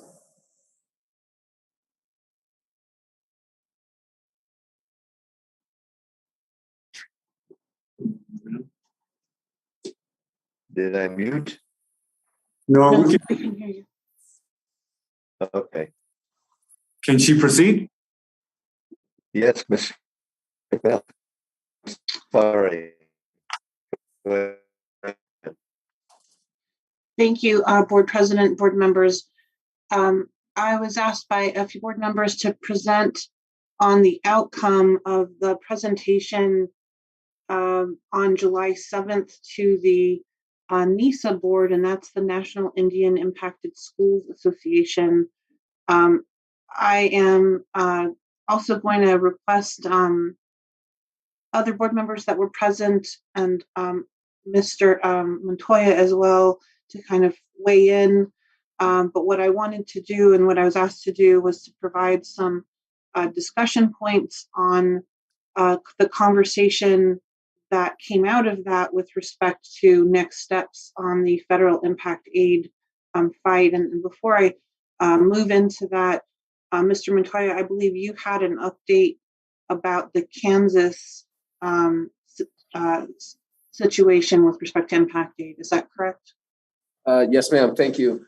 I received a message from one of the NISA board members from South Dakota. His first name is Brad. I think his last name is Bolsky, I believe, or something close to that. But anyways, he had told me and informed me this morning that Kansas has eliminated equalization from their SEG at the legislative level. So their state is no longer utilizing it, which means that Alaska is the only state applying equalization through impact aid funding. And I did ask Ms. Chappelle about that, and I believe it is correct to say so did New Mexico. They removed that language as well. Yes, that's correct. I made sure that was correct. Okay, yeah, because I thought that was the case, but I wasn't 100% certain. So now, again, as I just said, that only leaves one state, which hopefully will make the impact aid fight and part of the discussion that we had there in Santa Fe about equalization, make that a little bit easier at the national level to proceed and try to get that either stricken from the federal language or at least render it useless to the states that receive that funding. Thank you. And as part of the conversation that came out of the presentation to NISA, there were a number of items that were discussed as next steps. The board has talked, for example, about concerns that impact aid has not been funded adequately at the federal level, and also that we may want to work together with other schools that are federally impacted to modify the language so that states can no longer even have the opportunity to take equalization into account again. So we don't repeat the past history of the state taking, the vast majority of our impact aid dollars. And so with that, one component of the conversation was our membership. My understanding is that we are a member of NAFIS, which is the National Association of Federally Impacted Schools, but we aren't currently a member of the National Indian Impacted Schools Association, which is NISA. And so the first item of recommendation, especially now that Kansas has also withdrawn in taking credit, that we become a member of NISA so that we can work together federally, nationally, with other impacted schools to work on these changes with Congress. So that's item number one. Chappelle? Yes, sir. I did see something on social media, and I believe it was Facebook, that the applications are going to start going out for NISA. I think this month. I know I read something just a day or so ago that those applications were going to start going out this week, I believe. And with respect to the work that we are proposing be done federally, it would be three-pronged. One, what we learned at the NISA conference was that Congress has not fully funded impact aid literally since 1969. So job one would be to lobby Congress and to work with Congress to make sure that they actually fully fund impact aid. The second is the issue that the board has talked about in the past about even if impact aid is fully funded, is it comparable to the dollars that are being spent nationally per student? And so that would be the second essentially effort, is to literally increase the amount of dollars that, even if fully funded, should be provided. And then the third I mentioned already, which would be to modify the language in the act itself so that states could no longer take a credit should they change the legislation and do that. So those are the three items there that we would potentially be working on federally.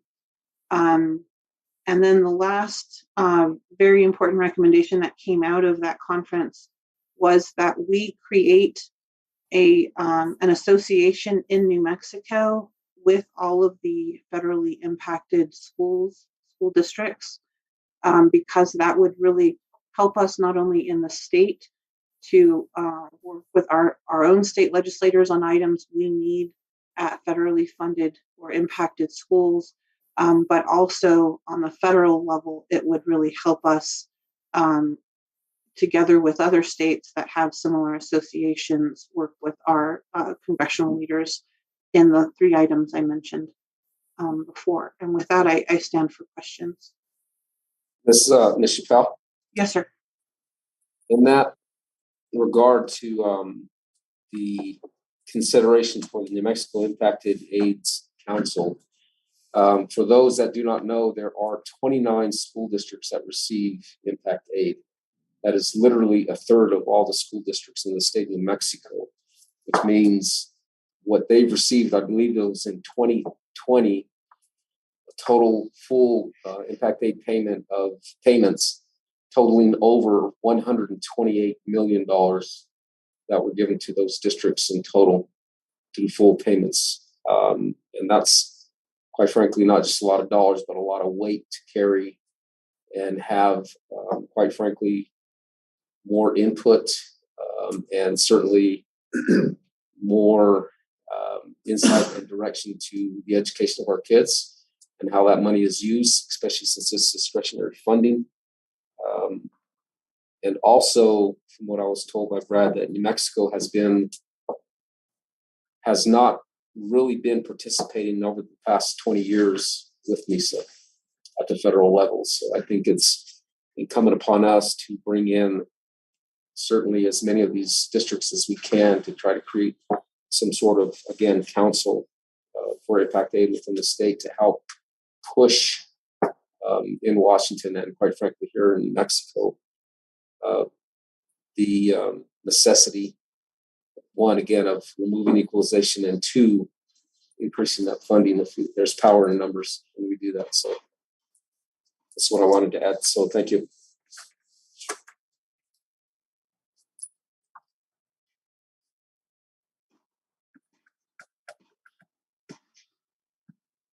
President, the only other thing that I would add with respect to the conversation is that New Mexico has two, or I should say three, of the top 5 federally impacted schools.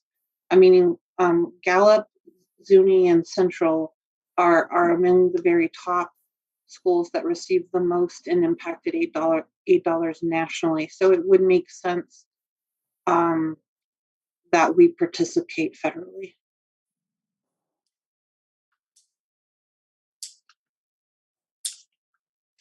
Ms. Chappelle, what would that entail? What does that look like? The first thing we could do, which is pretty, easy to do, would be to join NISA. And the distinction between NAFIS and NISA is that NISA's focused more on the National Indian Impacted Schools Association, whereas NAFIS includes the all federally impacted schools, which also means military bases and other federal installations. So it does make sense that we would be on both. The interaction between NISA and our board, we had Ms. Aspis there, Secretary George there, Vice President Haskey, and Mr. Montoya. And the interaction, we also had excuse me, two board members from Gallup and a board member from Zuni. And the interaction back and forth between NISA and those boards was pretty phenomenal in terms of discussion and insight. What they said to us was it really helped them hear our story in person. They had always known that we had pretty severe consequences and needs in our district, but to hear it directly from our school board members, they indicated was extremely powerful. So job one, Mr. President, would be to join NISA. Job two would be to start reaching out to the other federally impacted school districts in our state and seeing if there would be interest in forming our own association. And then job three would be to continue what we've been doing, which is reaching out to our federal delegation and working with them on the issues that we care about, that I've gone through.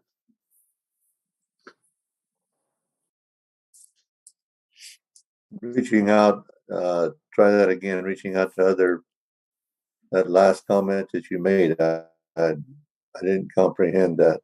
Yes, sir. My apologies. One of the recommendations that came out of the discussion was that we form a New Mexico federally impacted schools association so that we would be able to have similar interests and needs in those federally impacted schools to have a stronger voice, not only in our state with respect to what we need from the state legislature, but also federally from Congress with respect to what we need.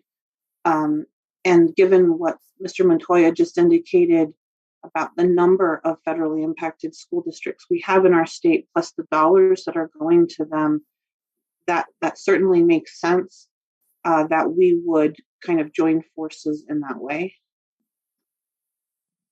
And we were able, sorry, my apologies. Did I understand correctly? That looks like a third of the school districts in the state? Yes, sir. And, we were able to accomplish quite a bit with 3 schools. Now, school districts, I should say, we did have a lot of input from a lot of the other school districts that are impacted. And so essentially what we would be doing is formalizing those alliances we created during the Impact Aid fight into an association. Thank you. Yes, sir. Yes, sir. I don't want to forget, so I'm going to mention the fact that there was representation from a board member from Farmington. There was also a couple of board members from Poake and a superintendent from Cuba School District, and they were just elated with the conversations back and forth and the opportunity to be able to express concerns and issues and hear from them. They were just very, very happy. And I know, like I said, the other board members, as you said, were engaged quite a bit as well in those discussions. So I just want to make sure that they get recognized for being there and their enthusiasm to continue those conversations.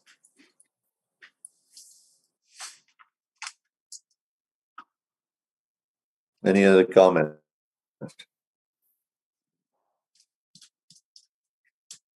Ms. Chappelle, thank you for your report and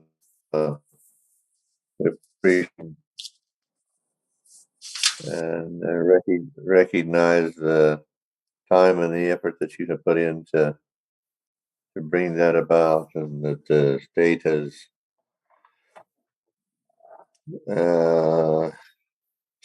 acquiesced, I guess, so far, to be able to get that codified by taking it out of the national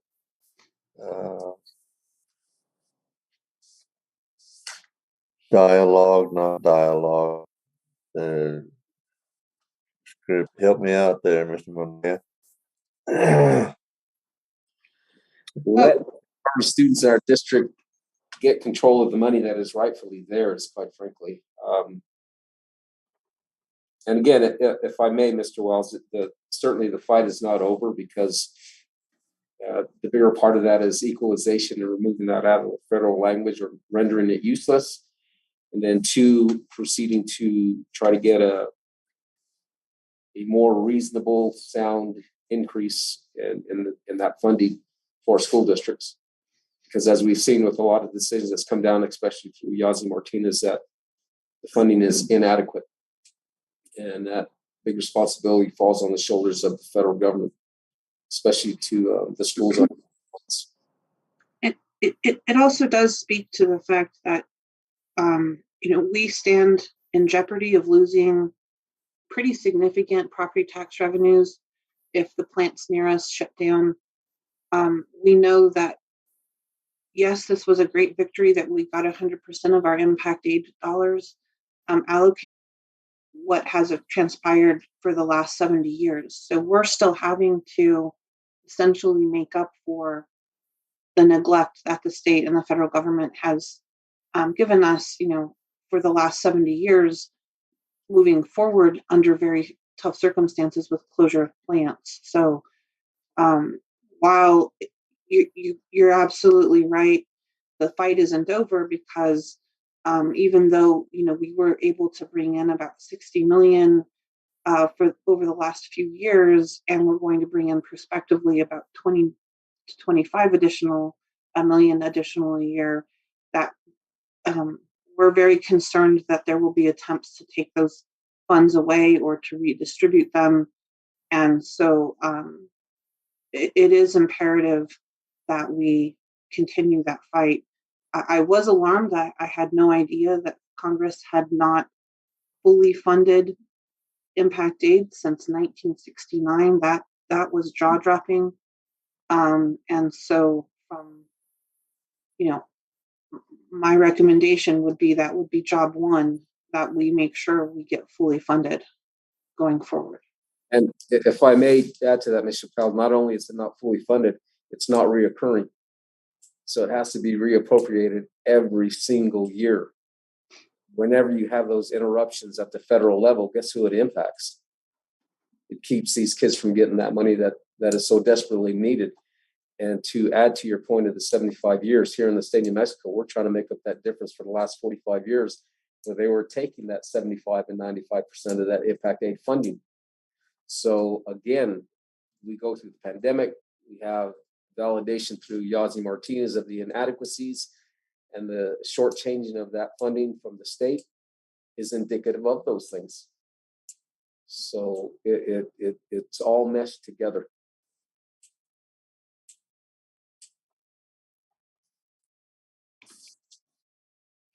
Okay, are there any other comments? Yes, Board President Wells, may I? Yes, you may. Yes, just to add to that, that was a very informative meeting that we attended. with that board, MISA. And also the, and I believe it's needed that we become members, and their insight or the way to go about this, they have that knowledge, and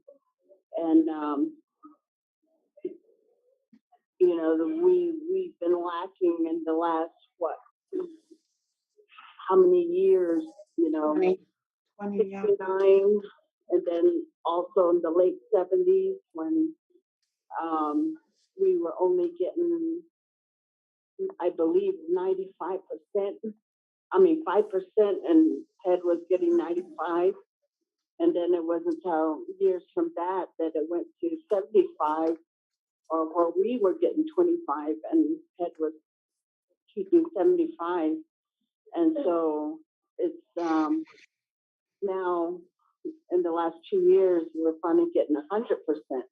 But still, the fight's not over, and we still lack.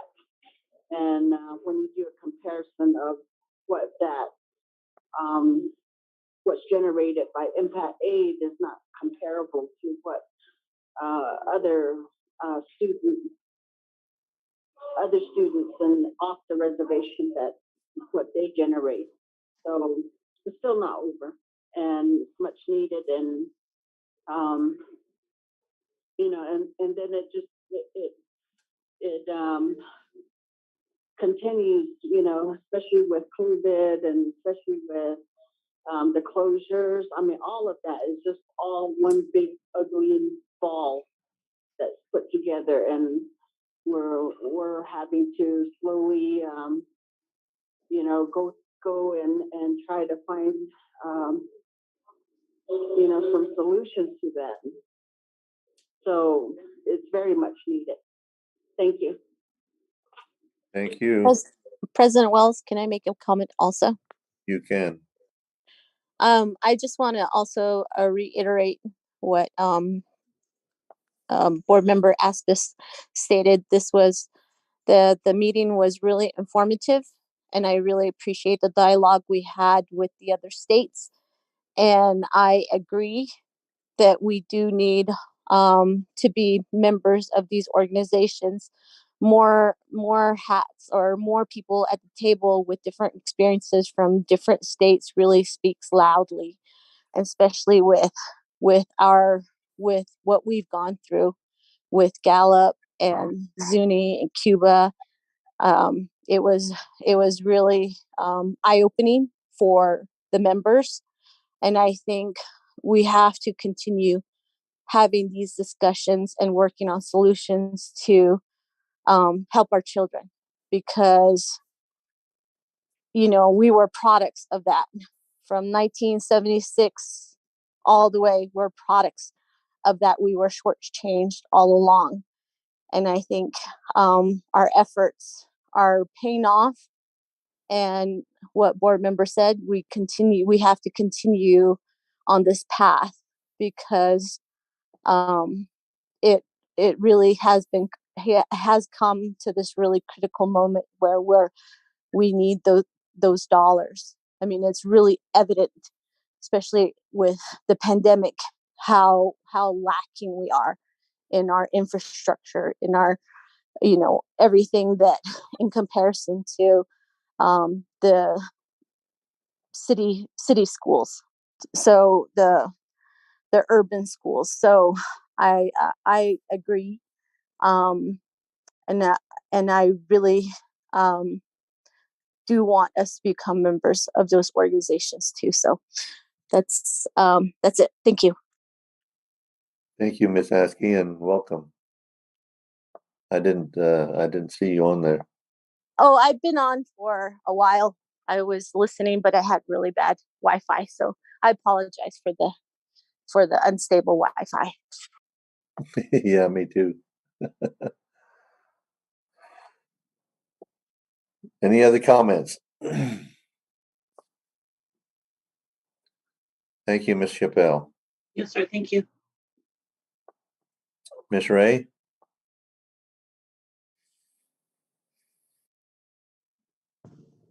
Yes, Mr. Wells. What's next on the agenda? Number 4 is the possible action item, and letter A is recommendation on next steps on impact aid efforts. And Ms. Chappelle can explain that.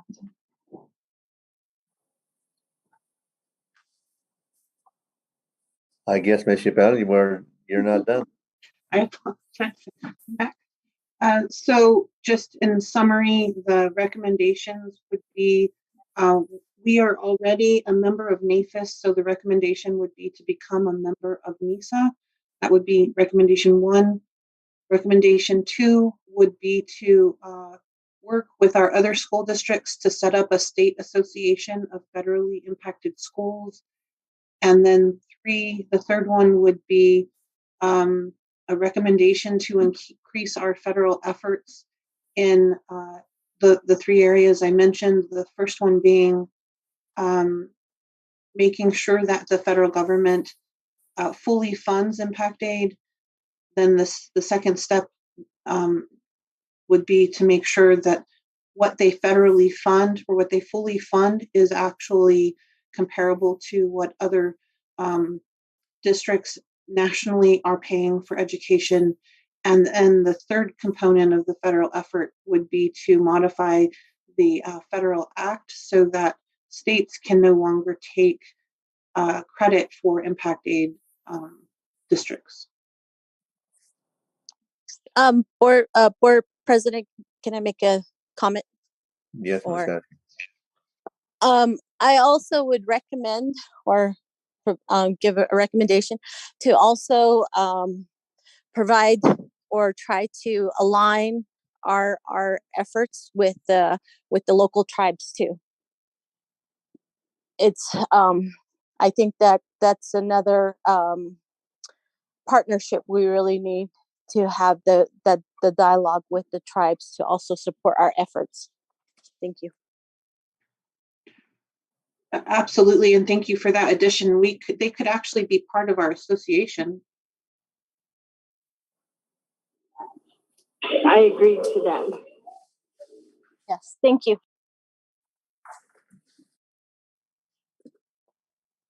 So, Mr. President. Mr. Montoya. So since we're on item 4, correct, possible action items and A, recommendation on next steps on impact aid efforts. Yes, sir. So I'd like to make the motion to 1, join NISA as members. 2, work to set up a state association of federally impacted schools that would include the tribes, Navajo Nation, all the 19 Pueblos, and the Apache tribes. And then 3, increase the effort at the federal level to push federal impact aid, equalization removal, and increase of funding. I second that. We have a motion and second. Ms. Haskell? Yes. Ms. George? Yes. Ms. Aspas? Yes. Mr. Montoya? Yes. Myself, that's a unanimous. With that as well, Mr. Wells, I have another comment. Go ahead. One, I appreciate that what we just did, because that's going to really go a long ways in codifying and really substantiating the fight for impact aid. Now, there is a tribal government to government meeting next week. I believe it's Wednesday and Thursday. The first portion is going to be hosted by the New Mexico PUD. And the second is more aligned with the tribal. And it would certainly be nice to be able to go down, because I'm scheduled to go down there to, in an open forum, present that to the members as well, those that are attending, about the consideration for creating the association, because hopefully we will have the different pueblos and tribes represented at that meeting next week. So certainly with the consideration of this board to be able to, at some point in time, be able to express that to the people that are there and during that meeting.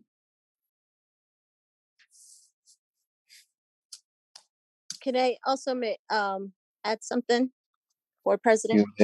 You may. I also think on that note, NIEA is coming up in October in Oklahoma City, and they do a lot of legislative advocacy, lobbying also, and maybe we can provide a presentation on this effort in Oklahoma City, and to see how that they would be able to advocate or on our behalf too. Thank you. Thank you. President Wells, may I? Ms. Asmus? Yes, to Ms. Haskey's question. I remember Dr. Dennison saying that was one place the board needs to give presentation or attend is the NEIA. So yeah, that would be great to have that presentation there.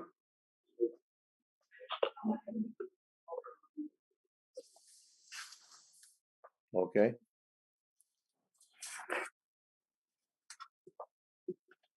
Anything else?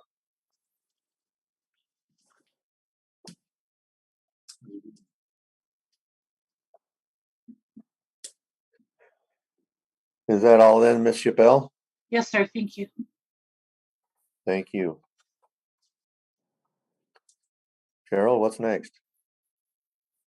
No. Sharon, excuse me. Ms. Ray? Our next is discussion, and that will be number 5, letter A, items for July 19, 2022, regular school board meeting. What items do we have for discussion on July 19 regular school board meeting? If I may, Mr. President. You may. Superintendent, could I please, or could the board please get a report on the professional development for this past year that have been attended or being considered to be attended from the different departments? From which individuals from the departments? Just in general, all of them. From central office staff?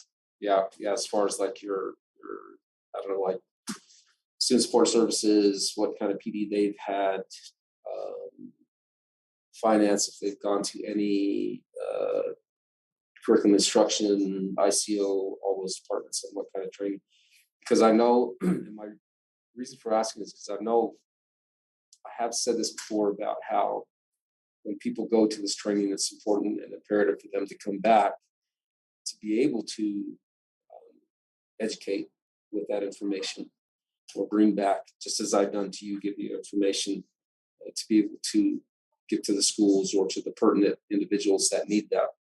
And I think, again, it's very important, since the district is spending that money, we need to get a return on the investment of time and effort. So I certainly would like to see exactly what kind of training the departments have been going to. From 21-22 school year. Yeah, in the year. Thank you.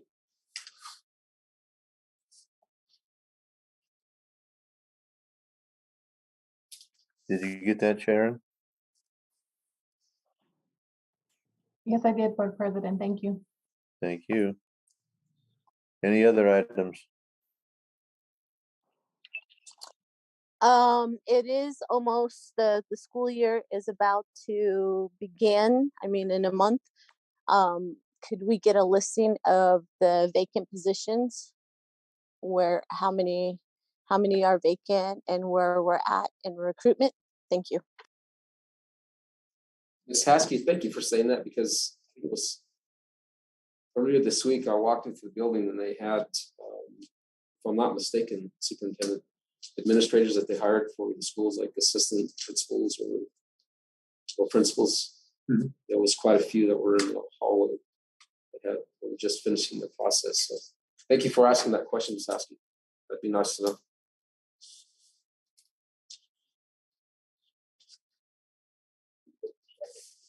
Board President Wells, may? Yes, you may. So I see that there's movement happening at the house at Oval, which was newly renovated, and I'd like a report on that. Carlson, I'd like a report. Before, I believe it was 2 years ago, and the discussion came up when housing for the superintendent at that time, and those questions came up about, you know, who was in the house and things like that, and so there was talks about the contract, the rental agreement or whatever, but since then, I'm sure it has ended, and why are we moving somebody out then? And I thought we were trying to move forward in having naval police be housed in that house, and then also trying to get that thing set up in Lost City or Newcomb.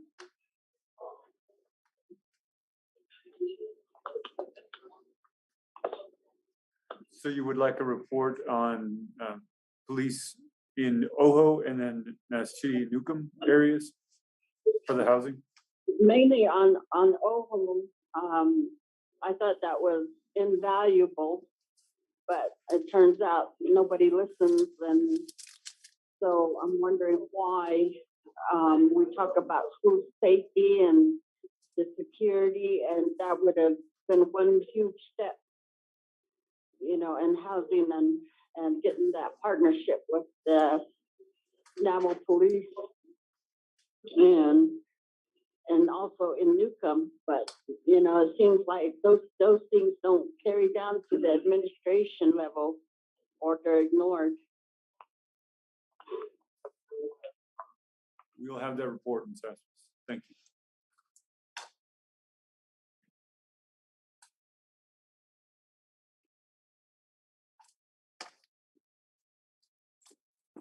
Are there any other items?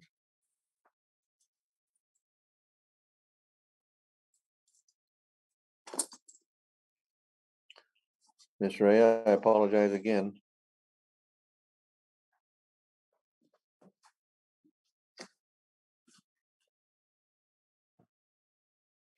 Okay, our next item is number 6, adjournment.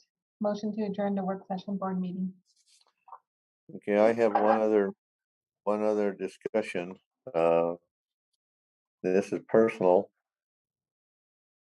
At this moment in time, it looks like I will not be available for the next board meeting.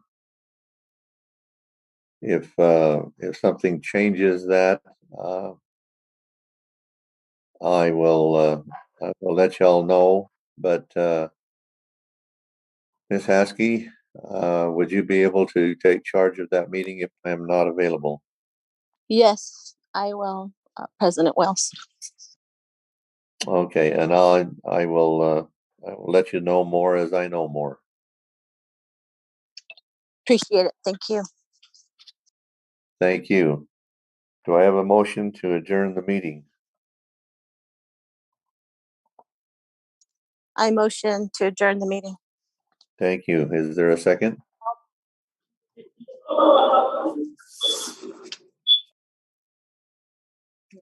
I didn't hear that. Sound like a robot.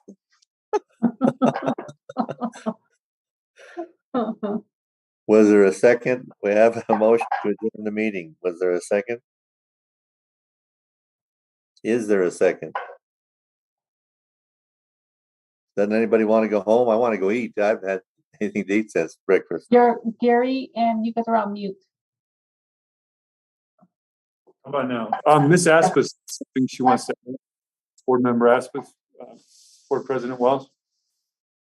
Miss Aspis?